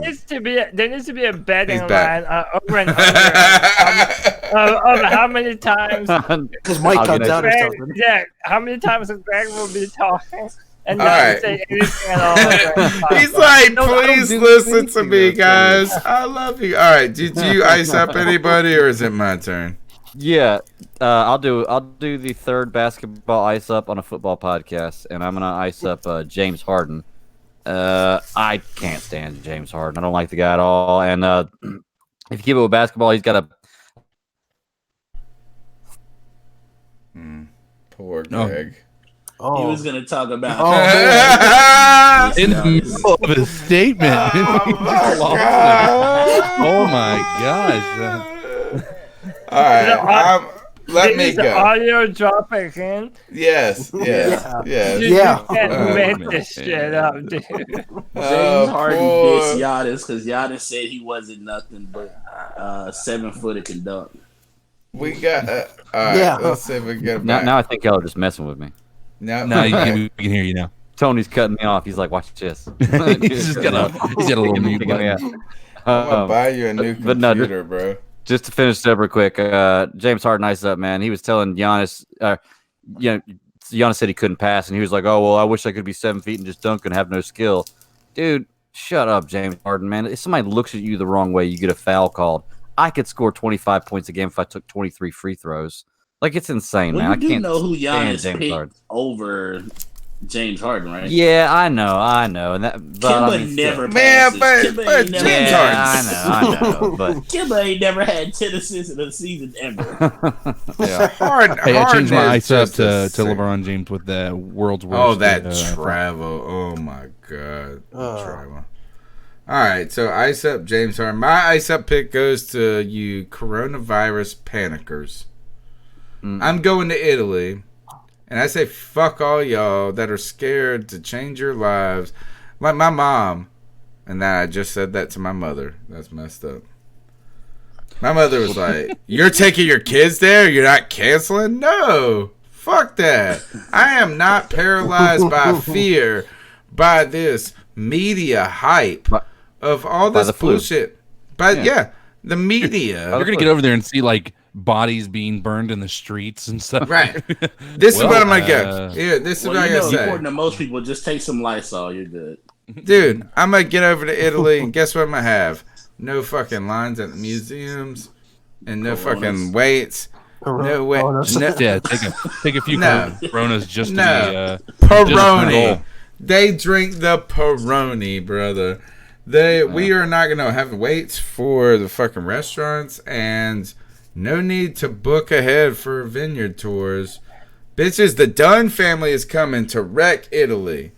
Coronavirus, watch out for us. We're coming to have a beast of a time. I'm not scared to live my life. Ice up to you fearmongers. The news. Tony, you should look up the stat that the news never says. They always talk about the number of people infected and killed, but they also never give you the stat of the number of people that are infected and survive. It's it's like 99%. Mind-boggling. Yeah. It's like fuck that. I'm like ready. I haven't told everybody. I told the guy on Delta. This is the guy. The guy was like, Panthers fan though. You could always be that 1%. True. Anybody could be, but you got a better chance of dying from the flu at home than you do from. I mean, you do. You got a better chance of dying from the flu in America than you do from every death for corona. My main fear is getting stuck there, and I told my kids. My son is worried. He's like, "What if we get stuck there?" I said, "Man, if we get stuck there, we're selling our house and we're staying. Fuck it." All right. Find one of those country or one of those towns where they'll give you $20,000 to move there. Yeah, that's right. Yeah. That's right. I'm gonna be your English teacher. My name's Tony Dunn. It's the C3 Panthers podcast brought to you by Carolina Cat Chronicles, CarolinaCatChronicles.com. We're here on Tuesday nights. We run from 9 p.m. to obviously 12:01 a.m. right now. It's fucking crazy how much we can talk about the Carolina Panthers. The number is 252-228-5098. Let's go ahead and get our plugs in. The Bat Daddy, the Stat Daddy. Tell us about your podcast and where they can reach you. You can find me at the Bat Daddy 52 on Twitter, or you can contact me at SCS Podcast 1 on Twitter. That's the handle for my other podcast, Super Civil Servants Podcast. We talk about movies, comic books, different forms of literature, television shows, all that good stuff. This week's episode, I don't know what happened, but the whole episode didn't get recorded. I had about a minute and a half of intro and then about 2 hours of white noise. So what I did was I compiled a greatest hits episode or a bloopers episode. It's about an hour long of all the stuff we've done for the first 40 episodes we've been together and put that out this week. So check it out. Did anybody hear? You're on there too, by the way. Did y'all really not hear me? No, I wanted to scare him. I wanted to scare him. All right. T-Money 1993. How can they find you on Twitter? Twitter is Mr. T-Money 1993, same as the YouTube channel. I just did my second mock draft for the Panthers, where I don't know, some kind of way both drafts I got Tua. And what else am I doing on there? I'm doing gaming stuff right now, where I'm trying to have a team with everybody who went to college in North Carolina and win a championship with the Hornets. So if interests you, tune into that. All right on. Cody, tell us about Draft Tech and where they can follow you on Twitter. Follow me on Twitter at CodyLac, CodyLac. There will be a brand new mock draft tomorrow on drafttech.com with comments for the first and second rounds of the Carolina Panthers. Check it out. Brad Dugan, new to Twitter. You better get your ass a picture.